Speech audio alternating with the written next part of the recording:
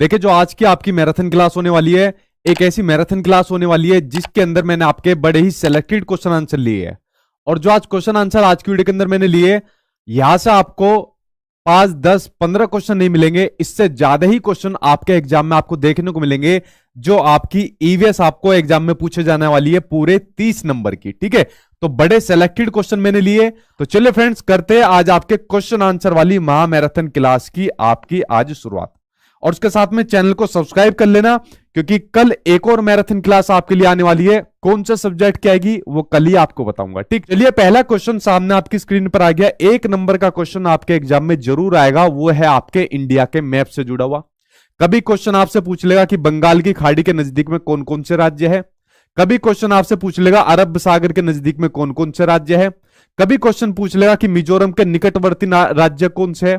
कभी क्वेश्चन पूछ लेगा कि अगर हम दिल्ली से निकल कर जाएंगे तो पंजाब होते हुए तो कौन कौन से राज्यों से हमें निकल कर जाना पड़ेगा। तो भारत के जितने भी आपके स्टेट होते हैं, ठीक है, भारत के टोटल कितने स्टेट है, ये क्वेश्चन भी आपसे एग्जाम में पूछा गया। देखो कितना सिंपल सा क्वेश्चन है कि अगर इंडिया के राज्य की बात करें, अगर इंडिया के स्टेट की बात करें, टोटल राज्य की बात करें, तो टोटल राज्य होते हैं आपके 28 टोटल राज्य होते हैं। अगर इंडिया के केंद्र शासित प्रदेश की बात करें, यूटी की बात करें, तो इंडिया के टोटल केंद्र शासित यानी कि यूटी होते हैं आपके 8 यूटी होते हैं। एग्जाम में क्वेश्चन आपके यह भी पूछा गया कि भारत के निम्नलिखित में से कौन सा केंद्र शासित प्रदेश नहीं है। तो मुझे कमेंट बॉक्स में बताओ कि जो टोटल आपके यूटी होते हैं, केंद्र शासित प्रदेश होते हैं, उनके नाम कमेंट बॉक्स में आप लोग मुझे बताइए। तो आप लोग समझ गए, 1 नंबर क्वेश्चन आपके एग्जाम में भारत के राज्यों से संबंधित आपका जरूर पूछा जाएगा। इंडिया के मैप से संबंधित क्वेश्चन आपका जरूर आना है। अब देखिए, यहां पर क्वेश्चन आपको दे दिया कि 3 राज्यों का वह समूह जिनके किसी किनारे पर बंगाल की खाड़ी है, वह आपको बताना है। अगर आपको इंडिया के मैप की नॉलेज है तो आप लोग इसका इजीली आंसर निकाल दोगे। अगर नॉलेज नहीं है तो भाई आपको नॉलेज इसकी बढ़ानी पड़ेगी, तभी आपका आंसर निकलेगा। क्वेश्चन हमसे पूछ लिया कि बंगाल की खाड़ी के नजदीक में कौन कौन से राज्य पड़ते हैं। तो चलिए बंगाल की खाड़ी को देख लेते हैं मैप के थ्रू, तो इसकी प्रैक्टिस आप लोग जरूर कर लेना। देखिए, बंगाल की खाड़ी को देख लेते हैं, वे ऑफ बंगाल देख लेते हैं। ये रही भाई आपकी बंगाल की खाड़ी। ठीक, तो ये रही आपकी बंगाल की खाड़ी। थोड़ा मैं छोटा कर लेता हूं। तो ये रही आपकी क्या है, बंगाल की खाड़ी। ये सारी की सारी आपकी बंगाल की खाड़ी है। ठीक, तो ये रही आपकी बंगाल की खाड़ी। तो इसके निकटवर्ती राज्य यानी नजदीक के राज्य ये आपके नजदीक के राज्य है। जैसे पहला राज्य हो गया आपका तमिलनाडु, ये आप लोग देख रहे हो, ये रहा आपका पहला राज्य तमिलनाडु। हमें 3 स्टेट लेने हैं तो 3 स्टेट ले लेते हैं। तो पहला तमिलनाडु हो गया। दूसरा राज्य इसके नजदीक का ये हो गया आपका आंध्र प्रदेश। ठीक है, ये रहा यहां तक आपका आंध्र प्रदेश। तो दूसरा हो गया हमारा आंध्र प्रदेश हो गया। अगर बात करें तीसरे स्टेट की, तो तीसरा स्टेट हो गया आपका ओडिशा हो गया, यानी कि तीसरा स्टेट हमारा ओडिशा हो गया। तो भाई 3 स्टेट हमसे पूछे थे, तो 3 स्टेट हमने ले लिए, तमिलनाडु, आंध्र प्रदेश और आपका उड़ीसा, जो आपके बंगाल की खाड़ी के नजदीक आपके स्थित है। ठीक है, तो तमिलनाडु, आंध्र प्रदेश और आपका उड़ीसा, तमिलनाडु, आंध्र प्रदेश और आपका उड़ीसा, ये आपके 3 स्टेट हो गए। ठीक, कहा गया तमिलनाडु, आंध्र प्रदेश और आपका उड़ीसा। थर्ड आंसर यहां पर आपका सी हो जाएगा। 1 नंबर का क्वेश्चन आपके एग्जाम में इंडिया के मैप से आपका पूछा जाएगा। इसको कंफर्म कर लेना, क्योंकि डेफिनेटली ये क्वेश्चन आपके एग्जाम में पूछा जाना है, क्योंकि इसका जिक्र आपके एनसीईआरटी की किताबों में दिया हुआ है। और प्रीवियस ईयर के क्वेश्चन में ऐसा कभी नहीं हुआ कि इंडिया के मैप से आपका क्वेश्चन एग्जाम में ना आया हो। ठीक, चलिए बढ़ते हैं अब आपके नेक्स्ट क्वेश्चन की ओर। अगला क्वेश्चन आपको क्या दिया हुआ है। वेरी गुड, आप लोग जो इंडिया के यूटी है उनके सभी नाम आप लोग बता रहे हो, तो बहुत बढ़िया आप लोग बता रहे हो। ठीक है, चलिए बढ़ते हैं नेक्स्ट क्वेश्चन की ओर। अगला क्वेश्चन सामने आपकी स्क्रीन पर, ये रहा आपका अगला सवाल। अगला सवाल सामने आपकी स्क्रीन पर आ गया कि हाथियों के विषय में नीचे दिए गए कथनों पर विचार करना है। तो बताइए, हाथियों के बारे में आप लोगों ने सब कुछ पढ़ लिया होगा, एनसीईआरटी किताबों में हाथियों के बारे में जिक्र है, नंदू हाथी के बारे में आपका दिया हुआ है। तो चलिए पढ़ते हैं आज एक बार हाथियों के बारे में दोबारा से। आज आपकी एक तरीके से रिवीजन भी होती चली जाएगी। जो चीजें आपने आज तक पढ़ी है, आज उसकी एक बार दोबारा आपकी रिवीजन हो जाएगी, क्योंकि इसके बाद भाई फिर आपकी कोई क्लास आपकी नहीं आने वाली है किसी भी सब्जेक्ट की, क्योंकि आज आपका ये फाइनल है। ठीक, देखिए हाथियों के बारे में पढ़ते हैं कि हाथी एक समूह में रहते हैं जिसको झुंड कहते हैं। तो पहला स्टेटमेंट सही है, हाथी जो इस समूह में रहते हैं उसको झुंड कहा जाता है। हाथियों के झुंड में केवल हथिनियां रहती है और बच्चे रहते हैं। हाँ, ये भी बिल्कुल सही बात है। हाथियों के झुंड में कितनी भी हथिनियां अपने बच्चों के साथ रह सकती है, ये स्टेटमेंट गलत है। कितनी भी हत्नियां नहीं रह सकती, सिर्फ आपकी 10 से 12 आपकी हत्नियां रह सकती है, जो हाथियों का जो झुंड रहता है। ठीक है, हाथी 4 से 5 साल की आयु होने तक ही झुंड में रह सकता है, ये स्टेटमेंट भी आपका गलत है। जो हाथी रहता है वो 14 से 15 साल तक की उम्र तक ही अपना झुंड में रहता है, उसके बाद अपने झुंड को छोड़कर वो हाथी चला जाता है। ठीक है, तो ये स्टेटमेंट आपका, ये भी आपका क्या हो गया, गलत हो गया। तो 2 स्टेटमेंट सही है, 2 स्टेटमेंट आपके गलत हो गए। उसके अलावा जो हाथी होता है, तो हाथी को अपना कीचड़ में खेलना बहुत पसंद होता है। किसमें? कीचड़ में खेलना हाथी को बहुत ज्यादा पसंद होता है, क्योंकि उससे उसके शरीर को क्या मिलती है, उससे उसके शरीर को ठंडक मिलती है। हाथी के जो कान होते हैं, बड़े बड़े आपने कान देखे होंगे हाथी के कान, उससे वो हवा के रूप में इस्तेमाल करता है, उनसे वो हवा करता है जो हाथी होता है। उसके अलावा हाथी क्या करते हैं, जब उनके सामने समस्या आ जाती है तो एक दूसरे की वो हेल्प करते हैं, एक दूसरे की सहायता करते हैं। ये नहीं कोई शेर आ गया तो डर कर भग जाए। ठीक है, तो समय आने पर एक दूसरे की हेल्प करते हैं, जो हाथी करते हैं। अगर मैं हाथी के बच्चे के वेट की बात करूं, तो लगभग जो 3 महीने का जो हाथी का जो बच्चा होता है, ठीक है, 3 महीने का जो हाथी का बच्चा होता है, उसका वेट होता है आपका 200 केजी का, उसका आपका वेट होता है। उसके अलावा अगर हाथी जो होता है वो दिन में कितना खा जाता है, 100 केजी तक के आपके पत्ते खा जाता है, जो आपका हाथी होता है। उसके अलावा अगर हाथी के आराम की बात करें, तो भाई हाथी दिन में बहुत कम आराम करता है। हाथी जो है दिन में केवल 2 से 4 घंटे ही आपका सो पाता है, इतना कम हाथी दिन में आराम करता है। उसके अलावा जो हाथियों का एक शिकार भी होता है, जो हाथी का शिकार होता है, हाथी का आपने 2 दांत देखे होंगे ना आगे की तरफ, जो 2 बड़े बड़े दांत है हाथी के, उनके लिए हाथी का आपका शिकार भी आपका किया जाता है। तो ये हाथियों के बारे में जितनी आपकी मेन मेन बातें हैं, जिनके बारे में मैं बहुत पहले भी आपको कई कई बार बता चुका हूं, ये हाथियों के बारे में सभी जानकारी सब मैंने आपके सामने स्क्रीन पर बता दी। ठीक है, तो ये हो गई आपके हाथियों के बारे में सभी जानकारी। ठीक है,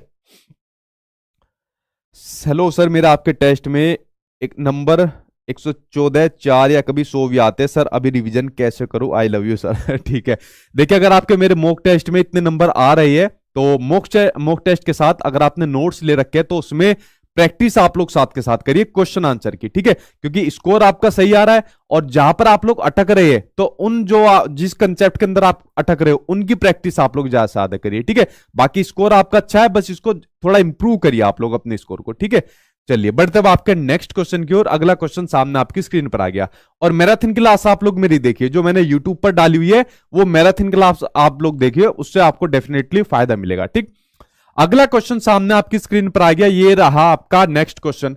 यहां पर आपका दिया हुआ है थीम यात्रा। अब देखिए, एक क्वेश्चन आपके एग्जाम में जरूर पूछा जाएगा, जो आपकी ईवीएस की थीम होती है।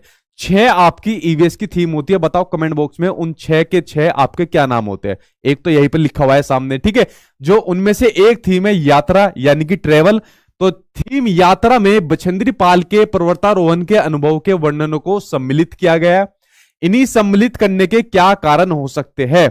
जो बछेंद्री पाल के जो अपने एक्सपीरियंस है, उनको क्यों एनसीईआरटी की किताबों में शामिल किया गया? यहां पर यह क्वेश्चन आपसे पूछ लिया। पहला यहां पर दिया हुआ है कि यह जो अध्याय है, यह जो चैप्टर है, यह लिंग रूढ़िबद्धता को अपना चैलेंज देता है, चुनौती देता है जेंडर स्टीरियोटाइप को। जेंडर स्टीरियोटाइप क्या कहता है? जेंडर स्टीरियोटाइप कहता है आपका कि कोई काम अपने पर्टिकुलर बांटे हुए है, कि ये काम मेल करेगा, ये काम आपकी फीमेल करेगी। मैंने आपको क्या बताया हुआ था कि जो सेक्स होता है वो आपकी बायोलॉजिकल आपका कंस्ट्रक्ट होता है, भाई ऊपर वाले ने बना दिया ये मेल होगा, ये फीमेल होगी। बट सोसाइटी ने बताया कि मेल बाहर के काम करेगा और फीमेल घर की काम करेगी। तो ये क्या हो गया? ये आपका जेंडर स्टीरियोटाइप हो गया, सोसाइटी ने बता दिया, सोशल कंस्ट्रक्ट हो गया। तो जो बछेंद्री पाल जी थी, बछेंद्री पाल जी ने अपने बड़े भाई से कहा कि भैया मुझे पर्वत पर चढ़ाई करनी है। तो बछेंद्री पाल जी के बड़े भाई ने कहा नहीं, तुम ये काम नहीं कर सकती। तो उनके मन में क्या था कि लड़कियां ऐसे चैलेंजिंग भरे काम नहीं कर सकती है। बछेंद्री पाल के जो छोटे भाई थे, उन्होंने भी अपने भाई से कहा कि भैया मुझे उस पर पहाड़ पर चढ़ाई करनी है। तो उनके भाई ने उनको हाँ बोल दिया कि चलो ठीक है तुम कर सकते हो। तो वहां पर क्या चीज देखने को मिली? वहां पर देखने को मिला आपका जेंडर स्टीरियोटाइप, कि बछेंद्री पाल को तो मना कर दिया और उसके छोटे भाई को हाँ बोल दिया। क्यों? क्योंकि उन्हें ऐसा लगता है कि पहाड़ों पर चढ़ना, चैलेंजिंग भरे काम करना, ये लड़कियों के बस की बात नहीं है, ये काम लड़के ही कर सकते हैं। तो ये चैप्टर आपका दिखाता है जेंडर स्टीरियोटाइप को चैलेंज करने वाला दिखाता है कि जो काम लड़के कर सकते हैं वो काम लड़कियां भी कर सकती है। माउंट एवरेस्ट के ऊपर चढ़कर जो कीर्तिमान आपके बछेंद्री पाल ने करके दिखाया है, तो वो आपके जेंडर स्टीरियोटाइप को चैलेंज देता है, चुनौती देता है। ठीक, ये आप लोग समझ गए। अगला अध्याय यह है अध्याय पर्वतों की ऊंची चोटियों को मापने पहुंचने में आई चुनौतियों का वर्णन भी करता है। बिल्कुल सही बात है। आप लोग अगर किसी पहाड़ पर वो करते हो, चढ़ाई करते हो, या माउंट एवरेस्ट पर सोचते हो कि हम भी वहां पर चढ़ते हैं, तो भाई कई दिन आप लोगों को लग जाओगे, कई कई परेशानियों का आपको सामना करना पड़ेगा और कई लाखों का खर्चा आता है। ठीक है, कई लाखों का खर्चा आता है वहां पर माउंट एवरेस्ट की ऊंचाई पर पहुंचने के अंदर। ठीक है, और चैलेंज तो आपको बहुत सारे देखने को मिलेंगे। तो उन सभी चुनौतियों का, उन सभी चैलेंज का आपका ये अध्याय आपको बताता है। यह अध्याय आपको टीम वर्क के महत्व की व्याख्या करता है।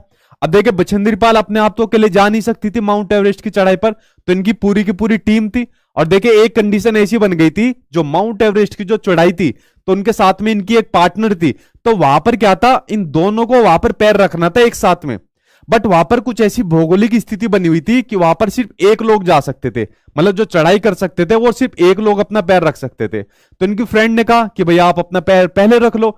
तो वहां पर देखो टीम वर्क कितना बढ़िया देखने को मिल रहा है, उन्होंने कोऑपरेट करा, आप अपना पैर पहले रख लो भाई। ठीक है, तो वहां पर बछेंद्री पाल ने अपना पैर पहले रखा, अपने देश का झंडा गाड़ा, अपनी फिर वहां से जो उनके वो लेकर गई थी मूर्ति पूजा वगैरह लेकर गई थी, वहां पर उन्होंने अपनी मूर्ति पूजा वगैरह करी। ठीक है, तो ये क्या चीज दिखा रही है, ये टीम वर्क की भावना दिखा रही है, जो आपका ये चैप्टर हमें पढ़ाता है कि टीम वर्क के द्वारा किसी भी काम को किया जा सकता है। ठीक, उसके अलावा यह अध्याय एक अनुकरणीय आदर्श को प्रस्तुत करता है, किसको, रोल मॉडल को प्रस्तुत करता है।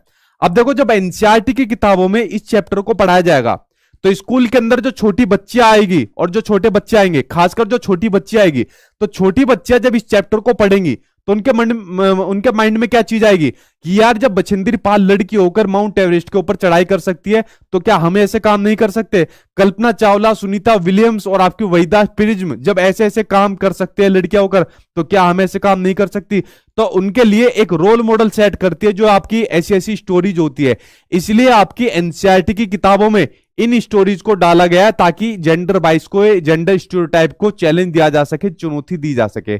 इसलिए इन स्टोरीज को आपके एनसीईआरटी की किताबों में डाला हुआ है। ठीक है, तो यहां पर सभी ऑप्शन आपके सही हो गए, ए बी सी डी चारों ऑप्शन आपके सही हो गए। ठीक है, तो इसलिए आपके चारों ही आपके सही हो गए। चलिए बढ़ते हैं अब आपके नेक्स्ट क्वेश्चन की ओर। अगला क्वेश्चन सामने आपकी स्क्रीन पर आ गया, ये रहा आपका अगला यानी नेक्स्ट क्वेश्चन जो सामने आपकी स्क्रीन पर है। ठीक है जी, अगला क्वेश्चन आपको दिया हुआ है कि क्लास फिफ्थ की पाठ्य पुस्तक में छपे गोलकोंडा किला। ठीक है, किसका? गोलकोंडा किला। गोलकोंडा किला कहां पर है? गोलकोंडा किला है आपका हैदराबाद के अंदर। कहां पर है गोलकोंडा किला? आपका हैदराबाद के अंदर है। गोलकोंडा किला आपका हैदराबाद के अंदर है। इसके चारों तरफ कैसी आपकी बुर्ज देखने को मिलती है? इसके अंदर आपको टोटल आपकी 87 बुर्ज आपको देखने को मिलती है गोलकोंडा किले के चारों ओर। इसके चारों तरफ ऐसी आपको बुर्ज खड़ी हुई देखने को मिलेगी 87। और इन बुर्ज पर क्या देखने को मिलता है? मान लीजिए दूर दूर तक आदमी देखने को मिल जाएगा आपको। मान लो कोई अटैक करने के लिए आ रहा है, तो दूर से देखने पे पता लग जाएगा, अच्छा भाई अटैक करने आ रहा है, तो अपनी तैयारी पहले से ही करना स्टार्ट कर देते हैं यहाँ के लोग। औरंगजेब यहां पर अटैक करने आया। ठीक है, कौन आया? औरंगजेब यहां पर अटैक करने के लिए आया, लेकिन क्या था, अटैक नहीं कर पाया, 8 महीने तक बाहर ही बैठा रहा। ठीक है, औरंगजेब 8 महीने तक बाहर ही बैठा रहा, लड़ाई नहीं हो पाई। जो गोलकोंडा किले है उसके चारों तरफ क्या थी? एक अपनी खाई थी, जिसकी वजह से वो अटैक नहीं कर पाया। तो गोलकोंडा किले के बारे में कुछ बेसिक इन्फॉर्मेशन थी।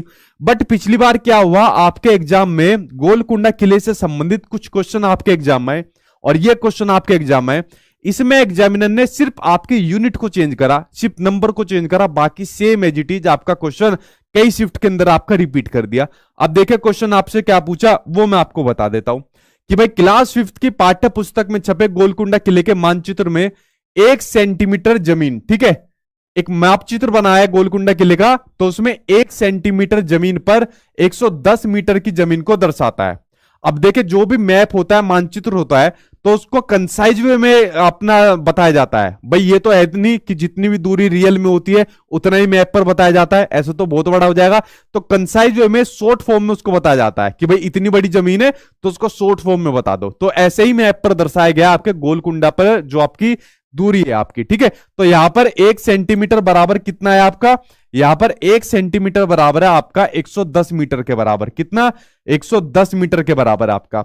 इस मानचित्र में फतेह दरवाजा, ठीक है, बुलंद दरवाजा, फतेह दरवाजा से पटन चेरू दरवाजे की जो दूरी है 15.4 सेंटीमीटर है। अब देखिए ये क्वेश्चन पिछली बार आपके ऑनलाइन एग्जाम में कई कई बार पूछा गया। 1 सेंटीमीटर बराबर 110 मीटर है, ये तो एज इट इज दिया। बस यहां पर जो दूरी थी, यहां पर इसने डिस्टेंस दे दिया 15.4 सेंटीमीटर। सिर्फ एग्जामिनर ने इसको चेंज करा, कभी 15.4 दे दे, कभी 16.4 दे दे, कभी कुछ दे दे, ठीक है। सिर्फ इसी को चेंज करेगा एग्जामिनर जब भी चेंज करेगा। तो डिस्टेंस कितना दे दिया इसने, दूरी कितनी दे दी, दूरी दे दी इसने 15.4 सेंटीमीटर। कितनी दे दी, 15.4 सेंटीमीटर दे दी। तो इसने कहा है कि जमीन पर इन दोनों दरवाजों के बीच की दूरी कम से कम कितनी होगी। तो इसने जमीन पर पूछी है, तो मैप पर जो दूरी है और वो जो मैप पर जो दूरी है और वो जो जमीन पर दूरी है उसका डिफरेंस आपको बताना है, क्योंकि मैप पर दूरी और जो जमीन पर जो दूरी होगी ना उसका तो अपने आप ही अंतर अलग देखने को मिलेगा। अब देखिए 1 सेंटीमीटर बराबर जब 110 मीटर है और डिस्टेंस दे दिया 15.4 सेंटीमीटर दे दिया, तो हम क्या काम करेंगे, इसकी सीधा मल्टीप्लाई कर देंगे आपस में, ठीक है, और इसको कन्वर्ट कर लेंगे मीटर के अंदर। तो भाई कन्वर्ट कर दो इसको, 15.4 को हम करेंगे 110 से मल्टीप्लाई। ये पॉइंट है, पॉइंट को काटेंगे तो 0 कट जाएगी, 154 मल्टीप्लाई कर देंगे 154, ठीक है। और ये हो जाएगा 4, 5 और 4 9, 5 और 1 6 और 1 9, 1694 मीटर हो जाएगा। क्या हो जाएगा, 1694 मीटर हमारा निकल कर आ गया। अब ऑप्शन में यहां पर हमको किलोमीटर किलोमीटर किलोमीटर किलोमीटर दिया हुआ है, तो हमको मीटर को किलोमीटर के अंदर चेंज करना है। तो 1 किलोमीटर में कितने मीटर होते हैं, 1 किलोमीटर में होते हैं आपके 1000 मीटर होते हैं। कितने होते हैं, 1000 मीटर होते हैं। तो 1694 मीटर में कितने किलोमीटर होंगे, 1694 मीटर में कितने किलोमीटर होंगे, 1.694 किलोमीटर आपके हो जाएंगे। यानी कि यही आपका आंसर हो जाएगा, 1.694 किलोमीटर। थर्ड आंसर यहां पर आपका सही हो जाएगा। कुछ भी नहीं करना, यहां पर जो भी आपको डिस्टेंस देगा उसकी मल्टीप्लाई यहां पर इससे कर देना आप लोग मीटर से, और किलोमीटर को मीटर में चेंज कर देना। जो भी आपको ऑप्शन में यहां पर आपको फिगर दे देगा इसके अकॉर्डिंग आप लोग कर देना, आपका आंसर निकल कर आ जाएगा, ठीक है। चलिए बढ़ते हैं अब आपके नेक्स्ट क्वेश्चन की ओर। अगला क्वेश्चन सामने आपकी स्क्रीन पर आ गया, ये रहा आपके सामने नेक्स्ट क्वेश्चन। अगला क्वेश्चन दिया है कि नीचे दिए गए किस रोग के प्रकरण में डॉक्टर रोगियों को गुड़, आंवला और हरे पत्तेदार वाली सब्जियों को खाने की सलाह देता है। देखिए ये क्वेश्चन आपके एग्जाम में कई बार पूछा जा चुका है कि, और क्वेश्चन यहां से कई बार ऐसे भी घुमा के देखता है कि किन सब्जियों के अंदर या किन चीजों के अंदर आयरन सबसे ज्यादा मिलता है। क्या मिलता है, आयरन सबसे ज्यादा किन चीजों के अंदर आपका पाया जाता है। तो आयरन सबसे ज्यादा पाया जाता है आपका गुड़, आंवला और हरे पत्तेदार सब्जियों के अंदर पाया जाता है। सबसे मेन बात ये होती है जब आप ईवीएस पढ़ रहे हो तो ईवीएस आपकी सारी पूछी जाती है आपकी एनसीईआरटी के अंदर। तो कोई चीज आपको एनसीईआरटी से बाहर आपको नहीं पढ़नी है और ना ही मैं आपको पढ़ाऊंगा, ठीक है। तो आयरन आपका सबसे ज्यादा पाया जाता है गुड़, आंवला और हरे पत्तेदार सब्जियों के अंदर पाया जाता है। तो डॉक्टर ने कह दिया कि आपको गुड़, आंवला और हरे पत्तेदार सब्जियां खानी है। इसका मतलब जो आपका रोगी है उसके अंदर आयरन की कमी है, यानी कि हीमोग्लोबिन की कमी है, यानी कि खून की कमी है। तो अब बताना है अगर किसी के अंदर खून की कमी है, आयरन की कमी है, तो उसको कौन सा रोग होगा। क्या उसको मियादी बुखार यानी कि टाइफाइड होगा, नहीं। तो क्या उसको एनीमिया होगा, बिल्कुल सही। जो आपका एनीमिया होता है वो किसकी कमी से होता है, वो आपका खून की कमी से होता है। जब शरीर के अंदर खून की कमी होती है, या फिर हीमोग्लोबिन भी आप लिख सकते हो, या फिर जब हीमोग्लोबिन की कमी हो जाती है तब आपका एनीमिया, हीमोग्लोबिन, तब आपका एनीमिया का रोग होता है जब आपकी खून की कमी हो जाती है। जैसे हमारी आंखें होती है पीली पड़ जाती है, ये जो हमारे नाखून होते हैं ये हमारे पीले पड़ जाते हैं, ये हमारे खून की कमी से आपके होते हैं, ठीक है। ये आप लोग समझ गए आप, ठीक है। अच्छा एक क्वेश्चन यहां से ये भी आता है कि जो आपका बच्चा होता है, यानी जो आपके मेल होते हैं या जो आपके फीमेल होते हैं, तो मेल और फीमेल में हीमोग्लोबिन का जो लेवल होना चाहिए वो कितना होना चाहिए। अगर मैं मेल की बात करूं तो मेल का बताओ कितना होगा, कमेंट बॉक्स में बताओ जल्दी से। ये इससे पहले वाली क्लास में भी मैंने आपको बताया था। अगर मेल की बात करूं तो मिनिमम आपका 12.4 आपका डेसीलीटर के अंदर आपका खून होना चाहिए। कितना होना चाहिए? आपका 12.4 डेसीलीटर आपका खून आपका होना चाहिए एक बच्चे के अंदर। अगर इससे नीचे 12.4 डेसीलीटर से खून की मात्रा है तो समझ लो उसके अंदर आपकी हीमोग्लोबिन की आपकी कमी है। ठीक है, तो उसको हीमोग्लोबिन की कमी है तो समझ लो उसको एनीमिया का रोग आपका हो गया। ये बात आप लोग समझ गए? वेरी गुड आपका। ठीक, अगर मैं बात करूं आपकी फीमेल की बात करूं तो आपका 11.7 डेसीलीटर आपका होना चाहिए। अब क्वेश्चन पता है यहां से एग्जामिनर किस तरीके से आपसे पूछता है? देखिए एग्जामिनर यहां से जो आपके क्वेश्चन पूछता है, भाई इंग्लिश क्या आएगी, आप बेफिक्र रहिए, इंग्लिश क्या आएगी आपकी। यहां से एग्जामिनर जो आपसे क्वेश्चन पूछता है कि कोई लड़का है या कोई लड़की है, उसके अंदर खून की मात्रा 8.4 है या कुछ भी आपसे दे देगा 9.7 है, तो बताइए वो यहां पर किस रोग से पीड़ित है। तो आपको समझ जाना है कि अगर उसके अंदर खून की मात्रा 12.4 से नीचे है तो वो किस रोग से पीड़ित है? वो आपका एनीमिया रोग से पीड़ित है। तो आप लोग सेकंड के अंदर आप लोग चले जाना। ठीक है, देखना क्या मैसेज करा है। ठीक, तो सेकंड आंसर यहां पर आपका सही हो जाएगा। क्या है?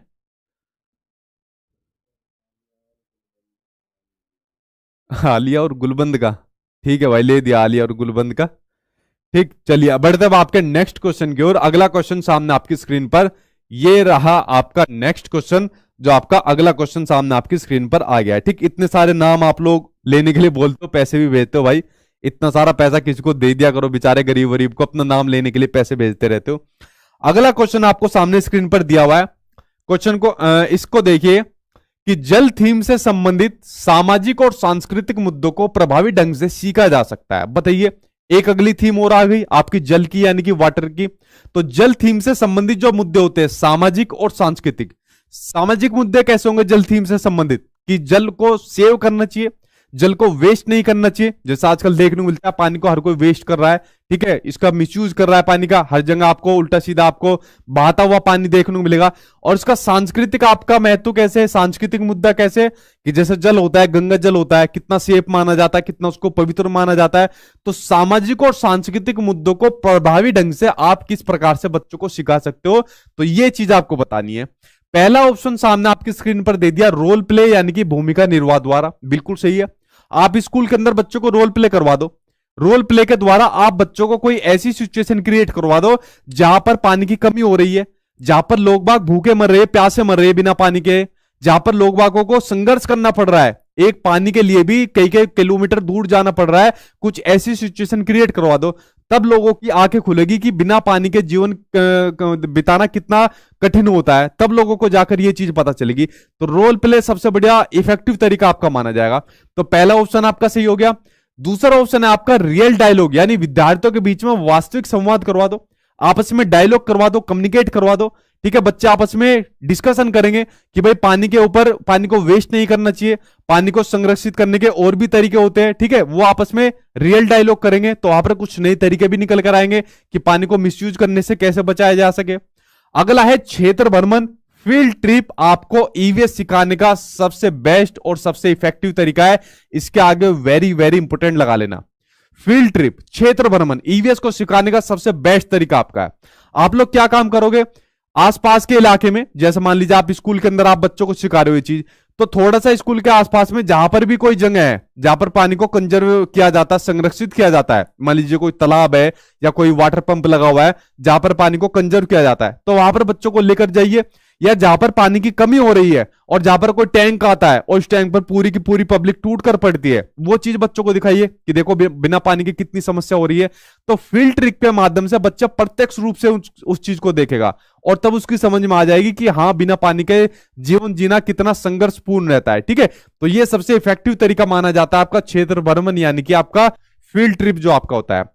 प्रदर्शन और गृह कार्य, देखो डेमोन्स्ट्रेशन करना और होमवर्क देना आज की डेट के अंदर ये आपका नेगेटिव तरीका हो चुका है। ये पहले के टाइम में इफेक्टिव माना जाता था, बट आज की डेट में आपका इफेक्टिव नहीं है। तो ये ऑप्शन आपका सही नहीं होगा। ए बी सी आंसर आपका ये तीनों आंसर आपके सही हो जाएंगे। ठीक, चलिए बढ़ते हैं अब आपके नेक्स्ट क्वेश्चन की ओर। अगला क्वेश्चन सामने आपकी स्क्रीन पर ये रहा आपका नेक्स्ट क्वेश्चन। अगले क्वेश्चन के अंदर आपके पक्षी दिए हुए, घोंसले दिए हुए, उनको आपको मैच करना है। और ये मैच आप पहले भी कर चुके हो, लेकिन आज आपकी फ्री रिवीजन हो रही है, इनको आप एक बार दोबारा मैच कर लो, ठीक है। और टेलीग्राम मेरा सचिन एकेडमी के नाम से टेलीग्राम है, टेलीग्राम पर सर्च करना सचिन एकेडमी, आ जाएगा, उसमें आप लोग जुड़ जाना, ठीक है। कोर्स मेरा भाई Sachin academy official application download करना, उस पर केवीएस का कोर्स है, उस पर प्रॉपर क्लास चल रही है, उस पर आप लोग जुड़ना, ठीक है। देखिए इसका, देखिए यहां पर करते हैं मैच द फॉलोइंग। अपना घोंसला स्वयं नहीं बनाती और कौवा इस पक्षी के घोंसले को बनाता है जिसमें यह अंडे देता है। तो बताना है कि यह पक्षी कौन सा है, आपको बताना है। यहां पक्षियों के प्रकार और नाम लिखे और यहां पर उनके विवरण लिखा है, उनके घोंसलों का विवरण लिखा है। तो यहां पर एक टाइप बता दिया कि वो अपना घोंसला खुद नहीं बनाती है, और इसके जो कौवा है जो होता है इस पक्षी के घोंसलों को बनाता है और इसके अंडे को सेता है, ठीक है, वो आपको बताना है। तो भाई ये होती है आपकी कोयल। कोयल जो होती है वो अपना जो है घोंसला खुद नहीं बनाती, तो कौन बनाता है इसके घोंसलों को? इसके घोंसलों को बनाता है कौवा। कौवा इसके घोंसलों को अंडे बनाता है, और इसके अंडों को भी सेने का काम कौन करता है? कौवा करता है। कौवा जो होता है आपका पेड़ की ऊंची डाली पर, पेड़ की ऊंची डाली पर अपना घोंसला बनाता है, ठीक है, पेड़ की ऊंची डाली पर अपना घोंसला बनाता है। और किससे बनाता है? लोहे की तार से बनाता है। किससे? अपना लोहे की तार से बनाता है। और उसके अलावा लकड़ी की टहनी से बनाता है। और किससे बनाता है? लकड़ी की टहनी से अपना घोंसला बनाता है। लकड़ी की टहनी से अपना घोंसला बनाता है जो आपका कौवा होता है। यह बात होगी कौवे के बारे में। अगला दिया हुआ है आपको कि सड़क के किनारे पत्थरों के बीच घोंसला बनाती है, उसके ऊपर पौधे की टकनियां, टहनियां, जड़े, बाल, रुई बिछी होती है। तो ये होती है आपकी कलचीड़ी होती है आपकी, ठीक है। कौन सी होती है? आपकी कलचीड़ी होती है। अगला आपका कि झाड़ी पर दो पत्तों को नुकीली चोट से सीकर बनाया गया घोंसला। ये बात मैं आपको कई बार बता चुका हूं कि जब भी बात आ जाए सीकर बनाने वाले की, तो जो सीकर बनाती है, जैसे दर्जी जो होता है वो कपड़ों को क्या काम करता है? सीने का काम करता है। तो आपको सीधा सा लगा देना है कि दर्जी का मतलब दर्जन चिड़िया। कौन सा? दर्जन चिड़िया हो जाएगा, यानी कि टेलर बर्ड। ये आ गया ना, टेलर आ गया। तो टेलर क्या काम करता है? कपड़ों को सीने का काम करता है, ठीक है। तो यहां पर ये जो पक्षी है दर्जन चिड़िया है, ये यहां पर पत्तियों को अपनी चोंच से सीने का काम करती है। तो ये हो जाएगा आपका दर्जन चिड़िया। इस तरीके से, इस ट्रिक से आप लोग इसको याद कर सकते हो। अगला बच्चा आपका छोटे पेड़ की डाली पर लटका हुआ घोंसला बनाती है जिसमें बाल, बारीक घास, पतली टहनियां, सूखे पत्ते, कपड़ों के चीथड़े आदि रहते हैं। तो ये होता है आपका शक्करखोरा होता है। कौन सा होता है? आपका शक्करखोरा, सनबर्ड होता है। तो इस तरीके से यहां पर आपका मैच द फ्लोइंग आपके यहां पर बन गए, ठीक। चलिए बढ़ते अब आपके नेक्स्ट क्वेश्चन की ओर। अगला देखिए सामने आपकी स्क्रीन पर क्या आता है। अगला आ गया सामने आपके, यहां पर आपको बताना है कि मगरमच्छ मुख्य रूप से शिकारियों द्वारा मारे जाते हैं।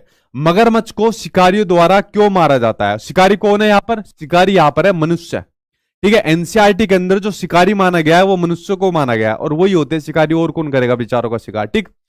सींगों के लिए किसको मारा जाता है? सींगों के लिए मारा जाता है एक सींग वाले गैंडे के लिए, ठीक है।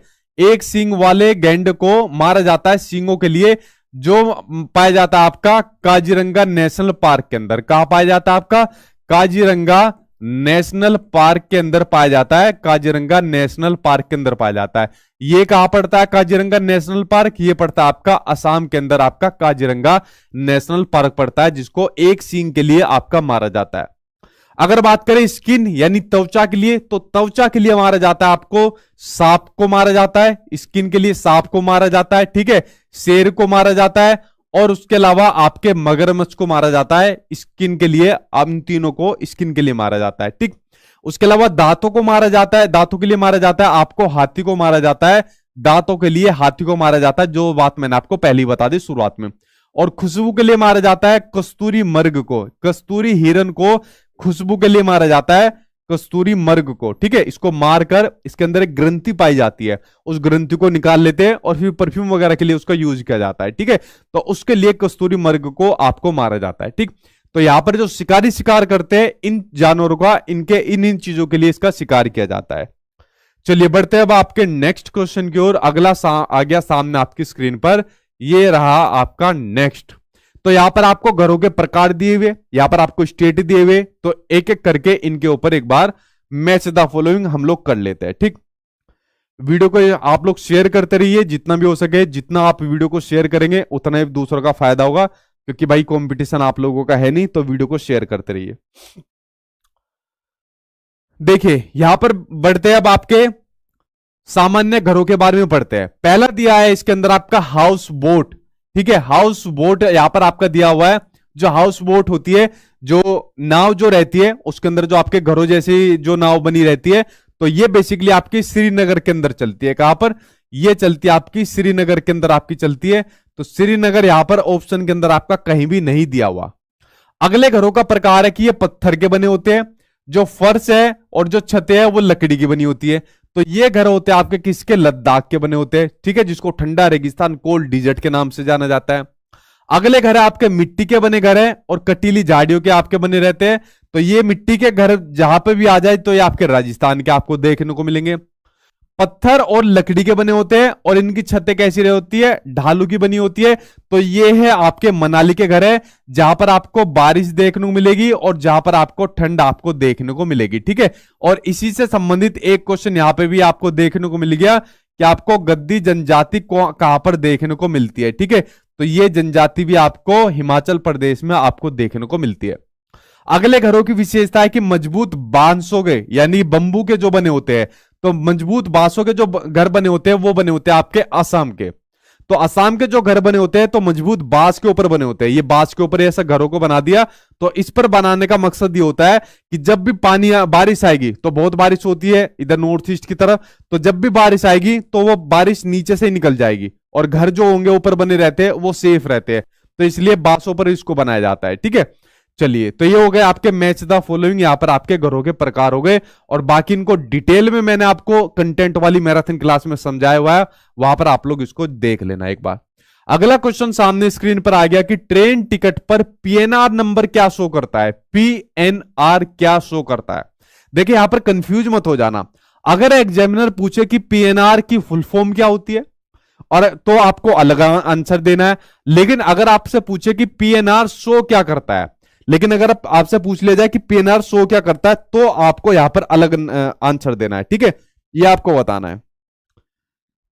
सर मेरे फॉर्म में मेल की जगह फीमेल हो गया, करेक्शन की डेट भी जा चुकी है, क्या मैं एग्जाम दे सकता हूं? आप दे सकते हो, उससे कोई दिक्कत नहीं है। ठीक है, लेकिन आपको ध्यान रखना चाहिए फॉर्म भरते टाइम। ठीक, देखिए पीएनआर नंबर क्या दर्शाता है वो आपको बताना है। पीएनआर नंबर जो दर्शाता है वो पैसेंजर नंबर रिकॉर्ड को दर्शाता है। यहां पर बच्चों को बहुत कंफ्यूजन होती है।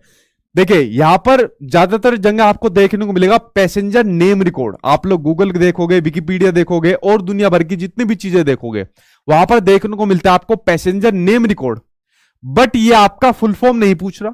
अगर आपसे फुल फॉर्म पूछा जाएगा तो पैसेंजर नेम रिकॉर्ड होता है। ये यहां से पूछ रहा है कि पीएनआर नंबर दर्शाता क्या है, शो किस चीज को करता है। तो अगर वो शो करता है तो आपका पैसेंजर के नंबर को रिकॉर्ड को करता है, जो नंबर दिया होता है ना उसको शो करता है, जो आपका पीएनआर नंबर होता है। ठीक है, तो यहां पर आप लोग कंफ्यूज मत हो जाना, नेम के साथ आपको नहीं जाना, नंबर के साथ आपको जाना है। ठीक, चलिए बढ़ते हैं अब आपके नेक्स्ट क्वेश्चन की ओर। अगला क्वेश्चन सामने आपकी स्क्रीन पर ये रहा आपका अगला क्वेश्चन। अगला आपको दिया हुआ है, यहां पर फिर से आपको मैच द फॉलोइंग करना है। यहां पर आपको कुछ पक्षी और जानवर दिए हुए हैं और यहां पर दिए हुए हैं और यहां पर उनकी विशेषताएं कुछ दी हुई है। तो चलिए करते हैं इसको फिर से मैच द फॉलोइंग एक एक करके। ठीक, हाँ भाई देखिए पहला आपको दिया हुआ है कि हमसे 4 गुना दूरी से देख सकने वाले पक्षी कौन से है। तो एनसीईआरटी के अंदर हमसे 4 गुना अधिक दूरी तक देखने वाले पक्षी 3 है, चील, बाज और गिद्ध। कौन से? चील, बाज और गिद्ध। चील, बाज इसमें लिख ही रहा है और गिद्ध। तो ये हमसे 4 गुना अधिक तक देखने वाले जो पक्षी है वो आपके यही है। जो गिद्ध है आज की डेट में आपका वैसे ही कम होते जा रहे हैं। एक दवाई आती है डाइक्लोफिनेक के नाम से, जो जिसके ऊपर बैन भी लग गया है, जिसकी वजह से जो गिद्ध है वो कम होते जा रहे हैं। और जो गिद्ध होता है वो आपका एनवायरमेंट का यानी पर्यावरण का आपका सफाई कर्मी भी है, सफाई करता भी है, आपका जो साफ करता जाता है चीजों को। ठीक है, तो ये हो जाएगा आपका फर्स्ट ऑप्शन का, आपका ये हो जाएगा। अगला आपका कि दिन के लगभग 17 घंटे तक पेड़ की शाखा से उल्टे लटक कर सोने वाला आपका जानवर कौन सा है। तो ये जानवर है आपका स्लोथ। कौन सा जानवर है आपका? स्लोथ। जो स्लोथ आपका जानवर है ये आपका भालू जैसा दिखता है बट आपका भालू नहीं होता है। दिखता भालू जैसा बट भालू नहीं होता है। उसके अलावा ये अपने 40 साल के कार्यकाल के अंदर, ठीक है, 40 साल के अपने कार्यकाल के अंदर 40 साल के कार्यकाल के अंदर 8 पेड़ अपने चेंज करता है, और सप्ताह में सिर्फ अपना एक बारी सोच करने के लिए नीचे आता है, और अपने एक उसमें क्या नाम है, एक पेड़ पर ही अपना पूरा अपना टाइम पीरियड को बिताता है, उसकी पत्तियां खाता है। जब एक पेड़ की इसकी पत्ती खत्म हो जाती है तो जो नजदीक का पेड़ होता है फिर उस पर जाकर टूट पड़ता है। सबसे जो आलसी आपका जो जानवर है ये आपका स्लोथ है, ठीक है। तो इसकी जो अपनी टाइम पीरियड है वो 40 साल का है। अगला पक्षी है पक्षी जिसकी आंखें सामने की ओर होती है, या फिर इसमें एक लाइन और लिख सकते हो, मनुष्य की तरह होती है। किसकी तरह? मनुष्य की तरह होती है, यानी कि सामने की ओर हो सकती है।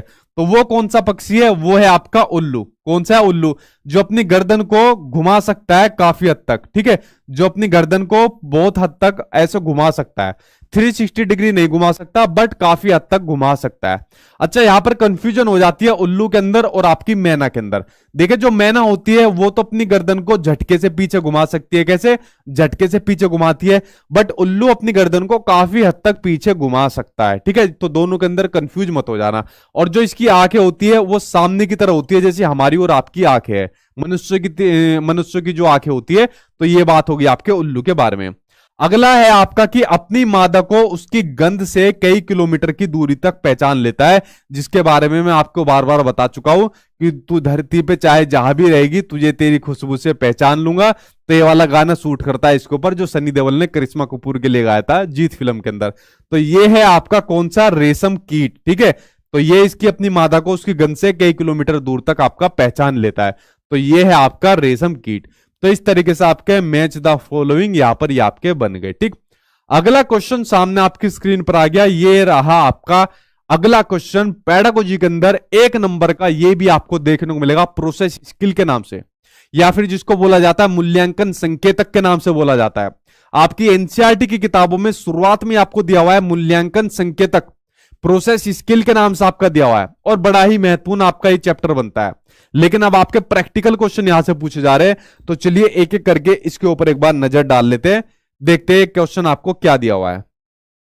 दिया हुआ है आपको कि एक प्राणी उद्यान में जाने पर पर्यावरण अध्ययन की शिक्षिका ने अपने विद्यार्थियों से प्राणी उद्यान के जानवरों की खाने की आदतों, उनके देश, बाहरी लक्षणों जैसे कि आकार, रंग, बाल इत्यादि को खोजने के लिए कहा। इस क्रियाकलाप के द्वारा वह किन प्रक्रिया कौशलों को विकसित कर रही है, ये आपको बताना है। ध्यान रखना ये वाली लाइन को, क्या पूछा यहां पर? प्रक्रिया कौशल, ठीक है, यानी प्रोसेस स्किल। तो प्रोसेस स्किल के अंदर मैंने आपको जब मैराथन क्लास बताई थी, सभी प्रकार की प्रोसेस स्किल आपको बताई थी। ये सभी प्रोसेस स्किल आपकी अवलोकन करना, प्रश्न करना, सेंसिटिव होना, डायलॉग करना, ये सभी प्रोसेस स्किल के अंदर आ जाती है। पूरी की पूरी एक आपको फोटो के माध्यम से समझाई थी आपको मैराथन क्लास के अंदर, ठीक है। तो बताइए यहां पर किस प्रक्रिया की स्किल का यहां पर वो विकसित करना चाहती है जो आपकी टीचर है। देखिए, पहला अगर मैं ऑप्शन पढ़ता हूं तो मुझे यहां पर ऑप्शन दिखता है प्रयोग करना।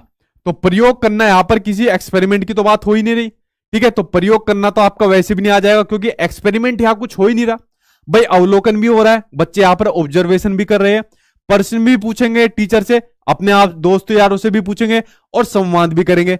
बट एक्सपेरिमेंट यहां पर कोई किसी प्रकार का नहीं हो रहा है, तो पहला ऑप्शन तो आपका गलत हो जाएगा।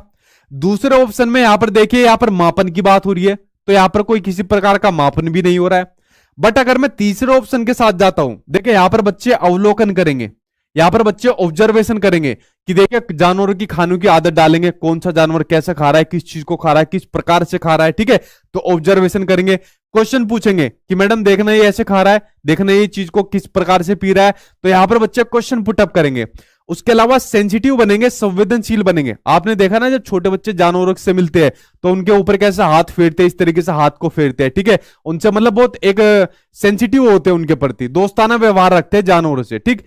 तो संवेदनशील होते हैं, और संवाद तो करेंगे ही करेंगे, अपने दोस्त यारों से करें या चाहे अपने टीचर से करें, और अपने इनफैक्ट जानवर से भी करते हैं कि तू ऐसे चलो अब मैं तुम्हें घर लेकर चलता हूं। तो छोटा बच्चा डायलॉग भी करता है, अपने जानवरों से करता है, ठीक है, क्योंकि सेंसिटिव हो जाता है उनके प्रति। तो अगर मैं प्रोसेस स्किल की बात करूं, फोर्थ ऑप्शन में आप लोग देखोगे फिर प्रयोग करना आ गया। तो प्रयोग की बात तो किसी हो ही नहीं रही। बताओ यहां पर कौन सा प्रयोग हो रहा है? एक्सपेरिमेंट हो रहा है कोई किसी प्रकार का? नहीं हो रहा है। तो अगर यहां पर प्रोसेस स्किल की बात करें तो थर्ड ऑप्शन में सबसे बढ़िया प्रोसेस स्किल आपको देखने को मिल रही है। तो 1 नंबर का क्वेश्चन आपके एग्जाम में पूछा जाएगा प्रोसेस स्किल। जब आपके एग्जाम, इससे पहले ऑफलाइन एग्जाम होते थे, तो सिंपल क्वेश्चन पूछा जाता था कि बताइए निम्नलिखित में से कौन सा प्रक्रिया कौशल है या निम्नलिखित में से कौन सा प्रक्रिया कौशल नहीं है। तो यहां पर आपके प्रक्रिया कौशल जो आपके दिए हुए, बस इनको याद कर लेना होता था, आपका सिंपल आंसर आ जाता था। बट यहां पर अब आपका एक इक्वेशन बेस आपका क्वेश्चन दे दिया, प्रैक्टिकल क्वेश्चन दे दिया, ये आपको एक यहां पर सिचुएशन दे दी और इस सिचुएशन के बेस पर आपको पूछा गया कि अब बताओ कौन सा यहां पर आपका ये बनेगा, प्रक्रिया कौशल बनेगा। तो ऐसा प्रैक्टिकल बेस आपका क्वेश्चन आपके एग्जाम में देखने को मिलेगा। ठीक, चलिए बढ़ते हैं नेक्स्ट की ओर। नेक्स्ट आपको क्या दिया हुआ है, देखिए नेक्स्ट तो बड़ा सिंपल सा है भाई, लेकिन नजर डालो आपके एग्जाम में पूछा हुआ है। तो नेक्स्ट है आपका कि निम्नलिखित में से कौन अन्य से भिन्न है, वो आपको बताना है।